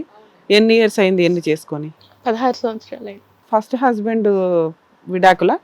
డివర్స్. ఇక్కడ ఏంటి ఇష్యూ అంటే ఆయనకి మేమేం చేయలేకపోయామని నా బాధ అండి, నా డిప్రెషన్ ఇది. అతను మా అమ్మాయిని అమెరికా పంపించి 60 లక్షలు పెట్టి చదివించాడు మేడం. లోన్ తీసుకుంటే పెళ్లి చేసేటప్పుడు వాళ్ళు మన అమ్మాయిని లోన్ కట్టమంటే వాల్యూ ఉండదు, నేనే కట్టుకుంటాను నా కూతురుదని. ఆమెకి ఈ రోజుకి కాళ్ళు కడుగుతాడు, నేర్పాలి. ఈయనకు కూడా బట్టలు, ఈయన క్రాప్ దూవడం, ఆ సిస్టమ్ అన్నమాట. కానీ ఆయన చెప్పాడు మా వాళ్ళతోటి చాలా రిస్కులు ఉంటాయి, వాళ్ళు చదవాలని మాత్రం నువ్వు కోరుకోకు, వాళ్ళు చదవరు, వాళ్ళు అలాగ వస్తున్నారు వెళ్ళిపోతున్నారు, అలా వదిలేసేయం. వీళ్ళ కుటుంబ సభ్యుల గురించి అతను వార్న్ చేస్తే ఒక అనుకోవచ్చు, మా కుటుంబంలోనే మంచి వాళ్ళు లేరు తస్మాత్ జాగ్రత్త అనుకుంటే కానీ అని చెప్పినా కూడా, అంటే ఇక్కడికి ఎంత బాధగా ఉందంటేనమ్మా, అతనికి అసెస్మెంట్ తెలుసు. అంత డిసిప్లిన్డ్ పర్సన్కి మనుషుల యొక్క ఫేస్ రీడింగ్, మనస్తత్వాల యొక్క రీడింగ్ అతనికి బాగా తెలిసే ఉంటుంది. అవును. కుక్కను సింహాసనం ఎక్కించవచ్చు కానీ అన్నట్టుగా ఆ సామెతలో ఏంటంటే, ఆయనగో నువ్వు దగ్గరుండి నీ కొడుకు అన్నట్టుగా చూసుకుంటున్నావు. మీరు ఉత్సాహంతో ఉండుంటారు అప్పుడు. బహుశా ఏంటంటే మీ భర్త యొక్క మంచితనం కానీ ఆ కుటుంబానికి ఏదన్నా చెయ్యాలి ఐ అండర్స్టాండ్ అమ్మా. కానీ ఇక్కడ ఏమైంది అంటే, ఎక్కడైతే మీరు పట్టుకుని బాగు చేయడానికి ట్రై చేశారో అక్కడి వరకు మీకు 100కి 100 మార్కులు పడినాయి. ఎప్పుడైతే కనుక ఇంకెక్కడితో ఇంకా చాలు, వాడు చేతకాకి వెనక్కొచ్చి వెనకట్ల కిరాణా షాపు పెట్టుకున్నాడు, భార్య భర్తలు వాళ్ళు ఏదో ఉన్నారు, అయినా కానీ అక్కడ ఉండటం, అక్కడ ఆపోజిషన్ కూడా కరెక్ట్ కాలేదు అనేటటువంటి దాంతో మీరు ఒక మెట్టు ఎక్కారు చూడండి. అక్కడి నుంచి మీ హస్బెండ్ కూడా మీకు వ్యతిరేకం చేసుకున్నారు. అందుకని నేనేం చెప్పలేను. అక్కడి వరకు మీకు ఫుల్ మార్క్స్ పడినాయి, అందులో డౌట్ లేదు. ఇదేంటి నా మేనల్లుడిని కూడా సొంత బిడ్డలా చూసుకుంటుందంటే కనుక వాళ్ళ యొక్క మనస్తత్వం తెలిసి, వాళ్ళ మనస్తత్వం అంతా ఇప్పుడు బయటపడింది కదా. ఇప్పుడు ఆ అమ్మాయి సైడ్ ఉన్న వాళ్ళే మీ శత్రువులు కాదు, మీ మేనల్లుడి సైడ్ ఉన్నటువంటి వాళ్ళు కూడా, మీ హస్బెండ్ మేనల్లుడి వాళ్ళు కూడా శత్రువులే. నువ్వు ఇప్పుడు నా కంపెన్సేషన్ ఇయ్యి, వీళ్ళ జీవితాన్ని చెడగొట్టావు, నీ కొడుకు వాళ్ళతో పాటు ఎందుకు వెళ్ళాడు, అక్కడికి వెళ్ళటం ఎందుకు, మీదే తప్పు అని చెప్పి మేము మీ దగ్గర వసూలు చేయడానికి వాళ్ళు ప్రయత్నం చేస్తాం. అంటే మీ భర్త యొక్క బాధ ఏంటంటేనమ్మా, యూజువల్గా సహజంగా డిసిప్లిన్, ఇప్పుడు కోర్టు లేదు, లాయర్లు లేదు, ఎక్కడికి పోతావు, ఎవరి ముందు మొహం ఎత్తుకుని తిరుగుతావు, ఏం చేసా సోరన్సో వాళ్ళ అబ్బాయి తప్పు చేశాడని చెప్పి వాళ్ళని అడుగుతావా, ఇది పాక్కుపోదా, 4 దిక్కులు పోదా, పరువు పోద్దా అనేది ఉద్దేశంతో లాయరు లేదు, ఏమీ లేదు, ఉద్యోగం లేదు, సద్యోగం లేదు, అమెరికా లేదు, ఏమీ లేదు, కాలం ఎలా రాసి పెట్టుంటే అలా జరుగుతుంది అనే ఉద్దేశంతో అతను ఒక విధమైనటువంటి డిప్రెషన్ లోకి వెళ్ళిపోయారని అనిపిస్తుంది నాన్నగారు. అనడం కూడా అదే అంటున్నాడు మేడం. ఏమని అంటే, ఏ లాయరు లేదు, ఏది లేదు, వాడిని వదిలేసే ఇంకంతే. ఆ రోజు నీకు చెప్పాను వాడిని కాపాడు, వాడేమన్నా వీడి మనస్తత్వం కూడా హెల్పింగ్ ఉంటుంది నీలాగే, వాళ్ళకి చేస్తే ఏదన్నా వాడు ఏదన్నా గొంతులోకి దించుతాడేమో నాకు డౌట్ వచ్చింది, మీరు వినలేదు. మీరు ఏంటంటేనమ్మా, సముద్రంలోకి మీరు వెళ్ళారు, ఆ కెరటంలోకి ఆ అబ్బాయి చేయి పట్టుకుని వెళ్ళారు, ఆ అబ్బాయిని ఆడు తోడు పంపించాడు, ఆ దుర్మార్గుడి తోడు, జరగకూడదు అంతా జరిగింది. వాళ్ళిద్దరు దొందే, వాళ్ళిద్దరు క్యారెక్టర్లెస్. ఆ అమ్మాయి మనం మాట్లాడలేదు, మీరు మాట్లాడలేదు, ఆ అమ్మాయి వ్యక్తిత్వం కూడా కరెక్ట్ కాదు, వీడికి వ్యక్తిత్వం కూడా కరెక్ట్ కాదు, వీడు ఒక్కడి స్టోరీయే మీరు విన్నారు. మీరు చేసినటువంటి తప్పు ఏంటంటే, ఆ అబ్బాయికి మీ పరిధులు మించి సహాయం చేయడం ఒక్కటే తప్పు కాకుండా, ఆ అబ్బాయి ఒక్క వర్జన్ ఒక్కటే విని, అరే వీడు అన్యాయం అయిపోతున్నాడు, ఆ అమ్మాయి మోసం చేసేస్తుంది అని చెప్పి మీ అబ్బాయిని కూడా వాడి సపోర్టింగ్ గా పంపిస్తూ, అసలు సిసలైనటువంటి కథ తెలుసుకోకుండా సపోర్టింగ్ గా పంపిస్తూ, ఈ రోజు మీ 2 చేతులు మీరే నరుక్కున్నట్టు అయిందమ్మా. ఇక్కడ ఇది ఖచ్చితంగా మీ హస్బెండ్ యొక్క స్థానంలో నేను నిలబడితే కనుక అతను పడేటటువంటి బాధకి పూర్తిగా మనం సానుభూతి చూపెట్టాలి, సపోర్ట్ చేయాలి. ఎందుకంటే అతనికి నచ్చినటువంటి పని, మీరు ఎందుకు అంత అత్యుత్సాహంతో ముందుకెళ్ళారు అనేది అర్థం కానటువంటి అంశం. అమ్మా ఇప్పుడు ఈ సభాముఖంగా ప్రేక్షకులందరికీ కూడా మనం చెప్పేది ఏంటంటే, ఈ కలికాలంలో సహాయం చేయాలన్నా కూడా ఆచితూచి అడుగేస్తూ సహాయం చేయాలి. మన నాశనానికి, మన వినాశనానికి చేసుకుంటూ అవతల వాళ్ళకి సహాయం చేశాయంటే, మంచి చేయటానికి ముందుకు పోతే కనుక ఇదే పరిస్థితి వస్తుంది. ఈరోజు నేను మీ అందరి గురించి ఒకే మాట చెప్తానమ్మా, ఐకమత్యం ఒకటి కావాలమ్మా, మనోధైర్యం ఒకటి కావాలి. ఏది మీ అబ్బాయికి అంత యాక్సిడెంట్ అయ్యి స్కల్ రీప్లేస్మెంట్ అయ్యి 213 కుట్లు పడినటువంటి అబ్బాయి ఆ కుర్చీలోంచి లేచి ఇక్కడ మీ పక్కన కూర్చుని మిమ్మల్ని ఓదారుస్తూ, అమ్మ జరగవలసింది ఎలా జరుగుతుంది అలా జరుగుతుంది, నువ్వు ఏడవద్దమ్మా అని చెప్పి ఆ అబ్బాయి మీకు ధైర్యం చెప్పాడు. ఇంతకు ముందు మొత్తం మీ కుటుంబానికి, అన్ని కుటుంబాలకి మీరు ఒక పిల్లర్ కింద నిలబడ్డారు. ఈ రోజు మీ బలహీనత అంటూ ఏదన్నా ఉంది అంటే కనుక మానసికంగా మీరు అధైర్యపడటం ఒక్కటే ఇక్కడ ప్రధానమైనటువంటిది. ఆ ధైర్యాన్ని మీరు మళ్ళీ పెంపొందించుకోవాలి. ఇక్కడ పోరాడకపోతే ఎందుకమ్మా, మేడం చెప్పారు, సాదాసీదా కేసు లేదంటే నార్మల్ కేసు, ఫైట్ చేస్తే గెలవగలిగేటటువంటి కేసు. ఎంత దూరం వచ్చిన తర్వాత మీరందరూ చేతులు ఎత్తేసి మా వల్ల అవ్వదు, మీరు చేయండి అంటే కనుక ఎందుకు అవ్వదని మీరు ఎందుకు అనుకుంటున్నారు? ఇంకొక విషయం ఏంటంటే మేడం, వీళ్ళ ఫ్రెండ్ ఉన్నాడు కదా, వాళ్ళ మదర్కి ఈ వాళ్ళది కూడా డిసిప్లిన్ ఉండే ఫ్యామిలీ. ఆమెకు బ్రెయిన్ స్ట్రోక్ వచ్చింది. ఒరే నీతో తోడొచ్చిన పాపానికి నాకు బ్రెయిన్ స్ట్రోక్ మా మదర్కి వచ్చిందని వాడు వచ్చి ఒక 10 రోజులు ఉండి తలదాసుకోవడం, వాడి బెయిల్కి, వాడి ఖర్చులకి, వాడి మదర్ ట్రీట్మెంట్కి, మా హస్బెండ్కి తెలియకుండా దొంగతనంగా నేను డబ్బులు అప్పులు చేసుకోవడం, వాడికి కూడా పెట్టుబడులు పెట్టడం, వీటన్నిటికి ఫలితం లాస్ట్కి మాడపడుతు నువ్వు చచ్చిపోవని. సరేనమ్మా అమ్మ, ఇప్పుడు అనవలసిన వాళ్ళందరికీ అవకాశం ఇచ్చిన తర్వాత అనకుండా ఎవరూ పోడరమ్మా, అర్థమైందా? మీ మీ మీ మీ మీ స్థిరత్వాన్ని మొత్తం డ్యామేజ్ చేస్తారు, మీ దగ్గర ఉండే ప్రతి రూపాయి పిండి ఆరేస్తారు. ఈరోజు వాళ్ళందరూ ఆశపడేటటువంటిది ఒకటి ఏంటంటే కనుక మీరు చేయనటువంటి తప్పుకి మీ దగ్గర నుంచి ఎంత వసూలు చేయాలంటే అంత వసూలు చేసి మిమ్మల్ని రోడ్డు వేయటమే వాళ్ళ టార్గెట్. ఎదురుబెదురు కూర్చుని నీకెన్ని లక్షలు కావాలని అడిగితే కనుక ఏ కేసు ఉండదు. నిజంగా వాస్తవానికి ఇదంతా డబ్బుల గురించి జరిగేటటువంటి అంశం. సో నేను చెప్పినట్టుగా ఏంటంటే మీరు మనోధైర్యంతో పోరాడండి. ఎందుకంటే ఆ అబ్బాయి యొక్క పరిస్థితి కూడా మీరు ఆలోచించండి. మీరు వీక్ అవుతే కనుక ఆ అబ్బాయి సపోర్ట్ కావాలి. లెవిపిల్ వేస్తున్నాను అన్న రోజుకి 500 mg twice day, morning and night 2 పూటలు వేస్తున్నాను. ఇంకేమన్నా లెవిట్రసిటమ్ అంతే, ఓన్లీ లెవిట్రసిటమ్. ఇంకా మళ్ళీ సీజర్స్ ఏం రాలేగా? సీజర్స్ ఏం రాలేదు, ప్రివెంటివ్ కింద వాడుతున్నాం అంతే కదా? ప్రివెంటివ్, కానీ హెడేక్ మైల్డ్ గా ఉంటది. మెమరీ బాగానే ఉందన్న? మెమరీ కొంచెం అప్పుడప్పుడు కొంచెం ఈ స్ట్రెస్ వల్ల డ్రెస్ అయినప్పుడు కొద్దిగా మాటలు వెనకది ముందు వెనక్కి చెప్తాడు, తడబడతాడు. ఫస్ట్ టైం అలాగే ఎంబీఏ కంప్లీట్ అయిపోయిందా? అయిపోయింది. Super, 9.10 points. Hats off, hero రా బాబు నువ్వు. అసలు ఆ యాక్సిడెంట్ కి మేడం అసలు స్కల్ రీప్లేస్మెంట్ సర్జరీ అయ్యింది. ఆ ముందు రోజు నైట్ గొడవ అయింది మేడం, వాళ్ళ మదర్ తోటి గొడవ అయింది మాకు. ఈయన ఏం చేశాడు, ఇంకా నైట్ ఇంటికి రాలేదు. ఇంటికి వస్తే ఇదే కేసు చెప్పి కొడతారు నన్ను. కొట్టడం కూడా జరిగింది కొన్నిసార్లు ఆయన. నువ్వు ఎందుకు వెళ్ళావంటే వాడు ఎన్నిసార్లు 1-2 times నాకు గుర్తుంది. ఒక క్లారిఫికేషన్ అన్న, ఏం జరిగిందన్న? అమ్మాయి చున్నీ ఏమైనా లాగాడా? వీడు ఏం జరిగింది అసలు? అది మొత్తం డిఫాల్ట్ కేసు సార్. అంత డిఫాల్ట్ కేసు, క్లియర్. సున్ని ఎక్కడుంది సార్? వీళ్ళు రూమ్లకి వెళ్ళాక ఇంక సున్ని లాగేది ఎవరేడా, పట్టుకునేది ఎవరు, చూసేది ఎవరు? వీళ్ళు పోయింది ఆ అబ్బాయి విలేజ్కి వెళ్ళి, వాడు నా ఫ్రెండ్, నేను దుబాయ్ వెళ్ళి జాబ్ చేసుకుంటా, ఒక కట్టు కథ వాడు చెప్తే ఆ కట్టు కథకు పోయినరు, వీళ్ళకి తెలీదు. అర్థమైంది. Okay, right. Thank you sir. Madam ఇందాక కూడా మనం ఒకసారి మాట్లాడుకున్నాం మేడం, ఏదన్నా రమ్య గారు కేసులు తీసుకోవాలంటే ఆవిడ తీసుకునే కేసుల కంటే ఆవిడ రిజెక్ట్ చేసే కేసులు ఎక్కువ ఉంటాయి. అంటే నేను మా ఆఫీస్కి వస్తే తెలుస్తుంది, ఒక కేసు తీసుకున్నాను అంటే అది పర్ఫెక్ట్ అని ఫస్ట్ నేను ఫీల్ అవ్వాలి. దానికోసం ఎంత దూరం అన్నా వెళ్ళి ఫైట్ చేస్తా. ఆ పేరైతే నాకు బయట ఉంది. ఎందుకు ఏ అడ్వకేట్ అయినా ఒక కేసు వస్తే ఒక అపార్ట్మెంట్ తీసుకుంటారు, ఏదో ఫీజు తీసుకొని ఒకటి కవర్ చేసుకుంటూ వెళ్ళొచ్చు, బాగా బిజీ అని చూపించుకోవడానికి. నమ్మి ఒక క్లయింట్ వచ్చినప్పుడు 100% వాళ్ళకి పర్ఫెక్ట్ ప్రాక్టీస్ చేసి ఇవ్వాలి, పర్ఫెక్ట్ న్యాయం నా వంతు ప్రయత్నం నేను చేయాలనేది నా ఉద్దేశం. నాకు ఫస్ట్ నుంచి నా 25 ఏళ్ల ప్రాక్టీస్లో నేను అలాగే ఫాలో అవుతూ వస్తున్నాను. టీవీ షోల్లో చూసి రమ్య గారి దగ్గరికి వెళ్తే న్యాయం జరిగిపోద్ది అనుకుంటే అసలు ముందు ఆవిడ కేసు తీసుకుంటారో లేదో ఒకటి. 2, అన్నీ నా చేతిలో ఉండవు, కోర్టు చేతిలో ఉంది. ఈ కేసు కోర్టు చేతిలో ఉంది. అవును మేడం. నేను ఉండేది హైదరాబాద్. అక్కడ దాకా వచ్చి నేను చేయగలనా లేదా, నెక్స్ట్ ఈ కేసులో ఎంత పనిష్మెంట్ పడుతుంది, అసలు పడుతుందా పడదా, ఇవి తెలుసుకోవాలి. 3, అసలు మీరు ఇక్కడ చెప్తున్న స్టోరీ వేరు, ఈ కేసు వేరమ్మా. ఈ కేసుకి మీ అబ్బాయికి సంబంధమే లేదు. మీరు సింపతి కోసం చెప్తున్నారో ఏం చెప్తున్నారో నాకు అర్థమే కావట్లే. నానా రకాల స్టోరీలు అయితే చెప్పుకుంటూ వచ్చారు. ముందు దాని గురించి మాట్లాడుకుందాం. కేసు గురించి మీరు ఎంత కంఫర్ట్ జోన్లో ఉన్నారనేది తర్వాత చెప్తాను. మీ హస్బెండ్ మీ అమ్మాయిని బాగా అపురూపంగా చూసుకున్నారు కదా అని మీరు లేని బోడి పెత్తనం ఎందుకు వేసుకున్నారో నాకు అర్థం కాల. మేనల్లుడు కోసం ఎంత తాపత్రయపడే స్టోరీలు ఈ జనరేషన్లో అయితే లేవు. 10 ఏళ్ల క్రితం చెప్తున్న స్టోరీలు. అందులోనూ మీరు సెకండ్ వదిన ఒక రకంగా వాళ్ళకి, అదే మీ ఇంట్లోకి మీకు మీ ఆడపడుచు వాళ్ళు కానీ మీ ఇన్లాస్ కానీ మిమ్మల్ని ఎంటర్టైనే చెయ్యరు. ఆ సంగతి మీకు తెలుసు. అప్పుడు ఇంకొంచెం మన జాగ్రత్తలో మనం ఉండడం. మీకు ఎవరు ఇంపార్టెంట్? మీ హస్బెండ్. మీ హస్బెండ్కి నచ్చినట్టు ప్రవర్తించడం ఇంపార్టెంట్. వాళ్ళని ఎవరినో తీసుకొచ్చి పెట్టారు, హ్యాపీ. మీ హస్బెండ్కి నచ్చింది, ఆయనకు 4 years ఏమో సర్వీస్ చేశారు, వెళ్ళిపోయాడు, పెళ్లి చేసుకున్నాడు.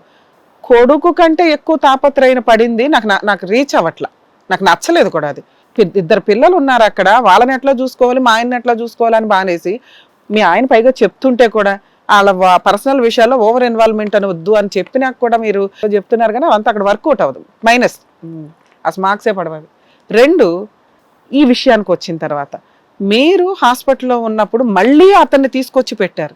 మీ అబ్బాయి ఈ రోజున ఈ మచ్చ ఒకటి వేసుకొని, కేసు అనే మచ్చ వేసుకొని అడ్వకేట్ని పెట్టుకోవడానికి మీ ఆయన మాట్లాడుతున్నది ఏంటి? క్యారెక్టర్. అవును. ఆడి వల్ల నా పరువు పోయింది, ఆ పిల్లోడి మీద కేసు ఉండడం వల్ల ఈరోజు నేను తలెత్తుకోలేకపోతున్నా.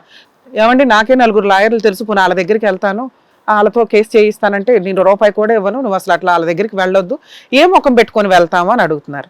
అంత క్యారెక్టర్కి ఇంపార్టెంట్ ఇచ్చే ఆయన మేనల్లుడు ఒక అమ్మాయిని గోకి సంవత్సరం పాటు వాడేసి అక్కడ కేసులు నడుస్తుంటే భార్య వదిలేసి వెళ్ళిపోతే ఆయన్ని తెచ్చి మళ్ళీ 4 నెలలు ఇంట్లో పెట్టుకుంటారా, 6 నెలలు. అప్పుడు కూడా అబ్బాయి మీ ఇంట్లో ఉండడానికి ఇష్టపడలా. ఎందుకు, వాళ్ళోళ్ళు వచ్చి ఫోన్లు చేస్తుంటే సీక్రెట్ గా రూముల్లో ఫోన్లు మాట్లాడుతుంటే నాకు తెలిసి మీరు మీ ఆయన ఎవరొకరు కనిపెట్టి అడుగుంటారు, అబ్బో వీళ్ళు నన్ను కనిపెట్టేస్తున్నారని వెళ్ళిపోయి ఫ్రెండ్స్ రూమ్ లో ఉన్నారు. ఇక్కడ క్యారెక్టర్లెస్ ఎవరన్నా ఉంటే ఆ మేనల్లుడు అనే విపరీతమైన వేస్ట్ ఫెలో. మీరు అట్లా సోప్ వేసి ఇట్లా వేసి అట్లా వేసి ఎందుకు చెప్తున్నారో నాకు అర్థం కాలేదు. రేప్ కేసు ఆ అబ్బాయి మీద 100% పడుతుంది, పడాలి, పడింది. 376 ఎవరి మీద పడింది, ఆ అబ్బాయి మీద పడింది. సొసైటీ చూసిన మీరు ఒక అమ్మాయి గురించి, అందరు అమ్మాయిల గురించి నేను మాట్లాడలేదు, ఈచ్ కేసు డిఫరెంట్.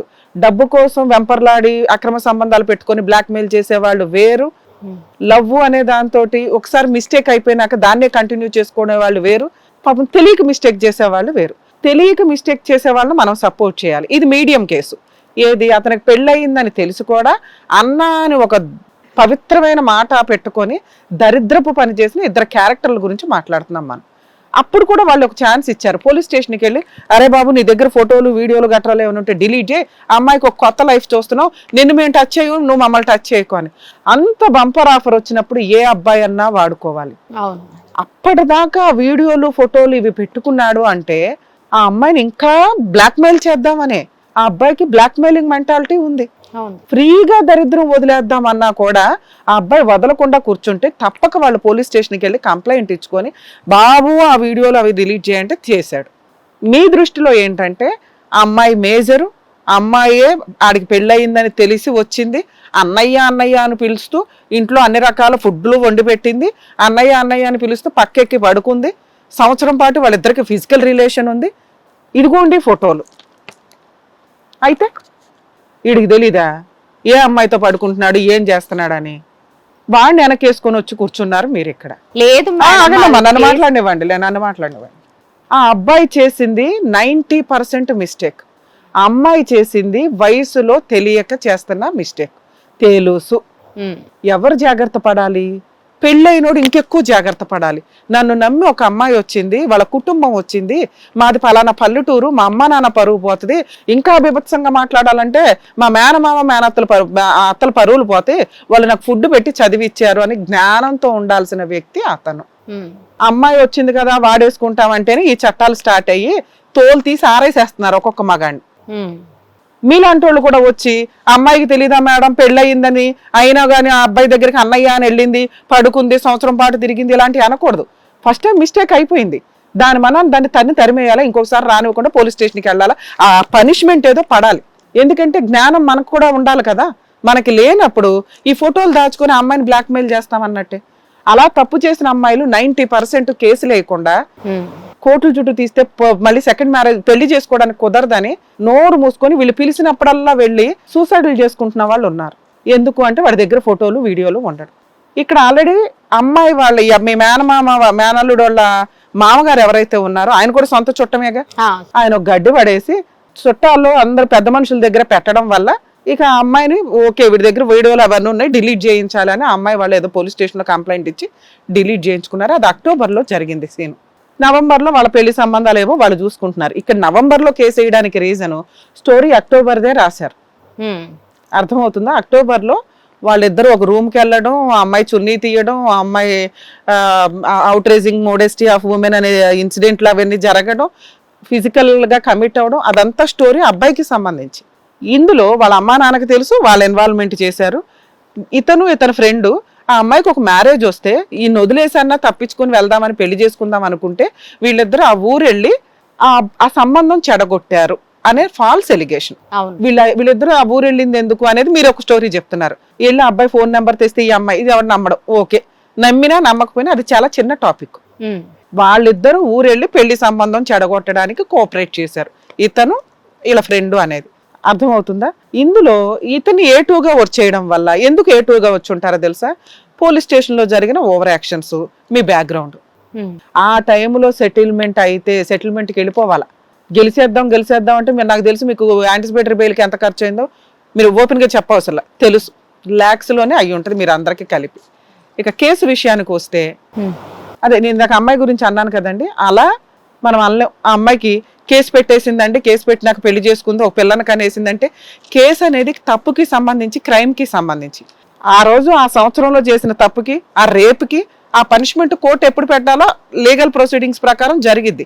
అది 5 years పట్టవచ్చు, 10 years పట్టవచ్చు, 2 years పట్టవచ్చు. ఈ లోపు అమ్మాయి పెళ్లి చేసుకోకూడదని ఎక్కడా లేదు, పిల్లల్ని కనకూడదని ఎక్కడా లేదు. పెళ్లి చేసుకుని పిల్లల్ని కంది కాబట్టి ఇది తూచి అంటానికి ఈ యాక్ట్ ఒప్పుకోదు.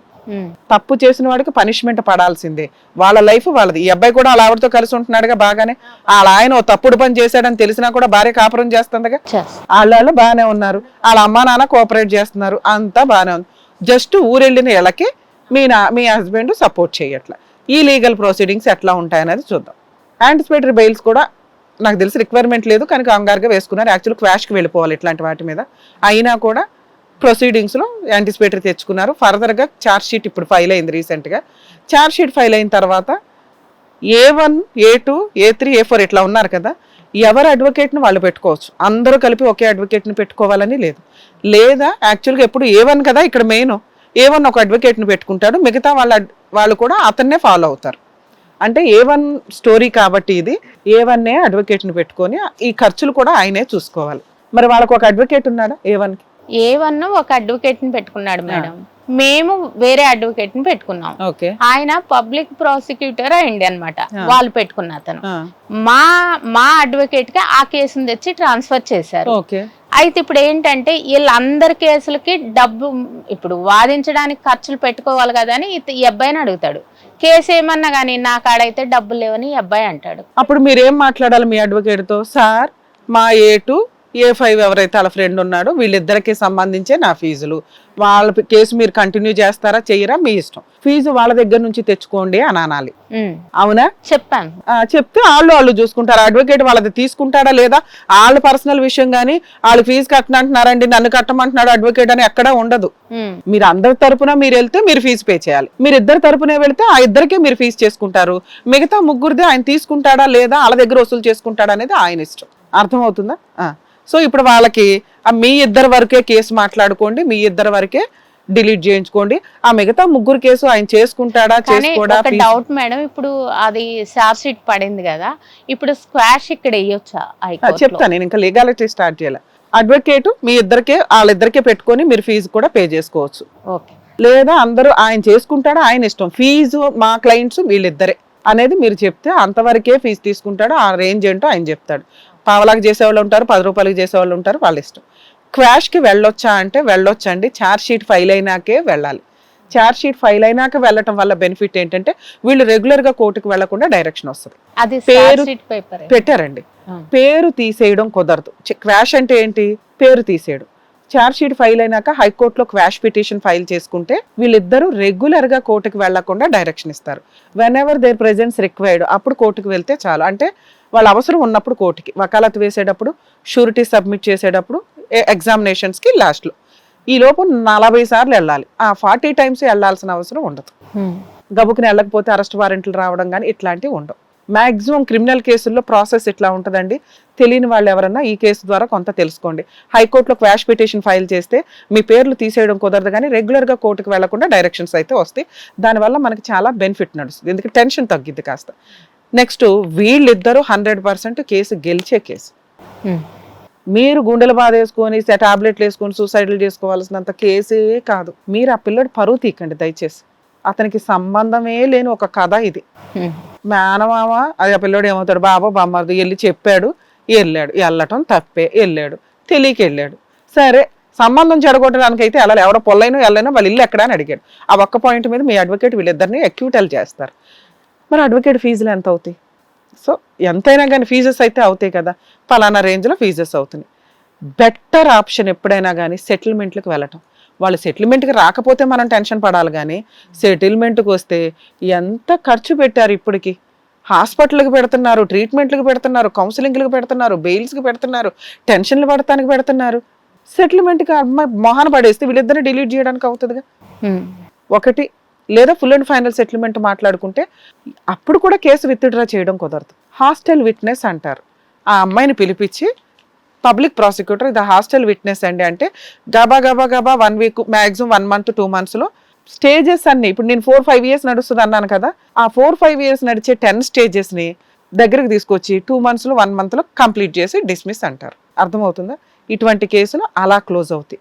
బయట సెటిల్మెంట్ చేసుకోవాలా, పబ్లిక్ ప్రాసిక్యూటర్ దగ్గరికి తీసుకెళ్లాలా, ఫుల్ అండ్ ఫైనల్ సెటిల్మెంట్ అయిందని చెప్తా హాస్టల్ విట్నెస్ కానీ జడ్జికి చెప్తారు. జడ్జి అన్ని క్రాస్ ఎగ్జామినేషన్లు చెప్తారు. క్రాస్ ఎగ్జామినేషన్స్ అయినప్పుడు ఆ అమ్మాయి ఏం చెప్తారు, నాకు గుర్తులేదండి, ఎక్కడో సంతకం పెట్టమంటే పెట్టారండి, ఇట్లా అంటారు. అంటే తన విట్నెస్ని తనే ప్రాపర్గా చెప్పుకోకపోవడం, తన సాక్ష్యం తను కరెక్ట్గా చెప్పుకోకుండా డ్రాప్ అవడాన్ని హాస్టల్ విట్నెస్ అంటారు. ఓకేనా? ఇంతవరకు ఇది. ఇందులో మీరు మాట్లాడుతుంది మా ఆడబడుచు వాళ్ళు మమ్మల్ని ఒక 10 లక్షల కాంపెన్సేషన్ అడిగారండి. ఇవి కోపాల్లో అనుకునే మాటలు, మీరు ఇచ్చేది లేదు, వాళ్ళు తీసేసి వచ్చేది ఇక్కడ కూడా నేను జస్ట్ వర్డ్స్ ఇట్లా వాళ్ళు ఇన్సల్ట్ చేయడం. ఎందుకంటే నీ దగ్గర పెరిగాడు, నువ్వు ఎట్లా చేసావు అట్లా చేసావు, మిమ్మల్ని లేదు ఎలిగేషన్ తప్ప వాళ్ళని టచ్ చేయాల్సినంత అవసరము లేదు, అంత రిలేషను లేదు. మీరు మీ హద్దుల్లోనే ఉంటే రిలేషన్స్ విషయంలో ఇంత దరిద్రం అయితే వచ్చేది కాదు. నీ పిల్లలు ఆణిముత్యాల్లాగా పెరుగుతున్న ఒక పిల్ల అయితే ఆల్రెడీ పర్ఫెక్ట్ గా పెరుగుతుంది. పాపం చెయ్యని తప్పికి ఒక పిల్లాడు ఈ రోజున కోర్టులకి పోలీస్ స్టేషన్లకి వెళ్లాల్సిన ఒక స్టేజ్కి వచ్చిందంటే మీరు ప్రాపర్గా గైడ్ లైన్స్తో వెళ్ళకపోవడం. ఇక్కడ మీ ఆయన వచ్చి అడ్వకేట్లు పెట్టుకొని ఇవన్నీ అన్నారండి, ఇవన్నీ వద్దమ్మా, ఇవన్నీ రాంగ్ మాటలు. ఆల్రెడీ అడ్వకేట్ ఉన్నారు, ఉన్న అడ్వకేట్తో ప్రాపర్గా వెళ్ళండి. మీకు ఎప్పుడైనా కానీ ఈ కేసులో రిక్వైర్మెంట్ ఉంది మేడం, ఈ కేసు ఇలా నడుస్తుంది, ఇది గెలుస్తామా గెలమ్మా అంటే నాకు ఒక్క ఫోన్ కాల్ చేయండి, నేను అందుబాటులో ఉంటాను. 2, నా పర్సనల్ రిక్వెస్ట్, ఇన్ కేసు ఇది రమ్య గారే చేసినా కూడా ఫుల్ అండ్ ఫైనల్ సెటిల్మెంటే చేస్తారు తప్ప కేసు గెలిచేసి ఇది చేయాలని ఈ కేసులో ప్రజెంట్ అనుకోను. ఎందుకంటే ఆ పిల్లోడు వాల్యుబుల్ టైం 5 years. ఎవరో తప్పు చేశారు, ఆ తప్పు చేసినోడితో full and final settlement compensation కట్టించండి, మొత్తం కేసు క్లోజ్ చేయించండి. వాళ్ళు కట్టము అన్నారనుకోండి, మీరు వెళ్ళి మాట్లాడుకోవడం అనే దాని మీద డిపెండ్ అయి ఉంటుంది. వాళ్ళు జుట్టు పట్టుకొచ్చి కూర్చోబెట్టి సెటిల్ చేయాలి ఈ కేసు. మీరు కేసు గెలిచేద్దాం అనే పాయింట్ మాట్లాడుతున్నారు. సెటిల్మెంట్ అవ్వలేదు అనుకోండి, గెలవండి, ఆడతా పాడతా వీళ్ళిద్దరే, ఆ అబ్బాయి వాళ్ళ ఫ్రెండ్ సెటిల్మెంట్ కి వచ్చారనుకోండి, ఒక మాక్సిమం వాళ్ళ కేసు ఆ అబ్బాయిది ఏదన్నా కానివ్వండి, కానీ వీళ్ళిద్దరిని చేయడానికి ఉంటుందా? ఉండదమ్మా, అట్లా ఉండదు. సో ఈ కేసు విషయంలో ఫుల్ అండ్ ఫైనల్ సెటిల్మెంట్ అందరికీ కలిపే ఉంటదండి, ఇద్దరికి విడిగా తీయడం ఉండదు. ఆ అమౌంట్ మీరు పెట్టుకుంటారా అందరూ కలిపి పెట్టుకుంటారా అనేది మీ ఇష్టం. అర్థమవుతుందా? సో అదండి, మీరు ఏ క్వశ్చన్స్ కోసం అయితే ఆన్సర్స్ కావాలని చెప్పేసి వచ్చారో దానికి సంబంధించిన ఆన్సర్స్ అయితే దొరకాయని అనుకుంటున్నాను. సో ప్లీజ్ మీరు ఫీల్ అవ్వకండి, డిప్రెషన్లోకి వెళ్ళిపోవడం లాంటిది. మీరు ఇందాక చాలా లేట్ చేశారు, ధైర్యంగా ఉండండి. మేడం కూడా చెప్పారు కదా, అది చిన్న కేసే, కాంప్రమైజ్ అయిపోయి మాట్లాడేసుకుంటే అయిపోతుంది, చాలా ఈజీ. ఎందుకంటే ఆ అబ్బాయికి ఇంకా బోల్డ్ అంత ఫ్యూచర్ ఉంది, చక్కగా జాబ్ చేసుకుంటాడు. నువ్వు కూడా హెల్త్ కాపాడుకోనా, ఇవన్నీ పట్టించుకోకు, జాగ్రత్తగా ఉండండి. Thank you. జాగ్రత్త.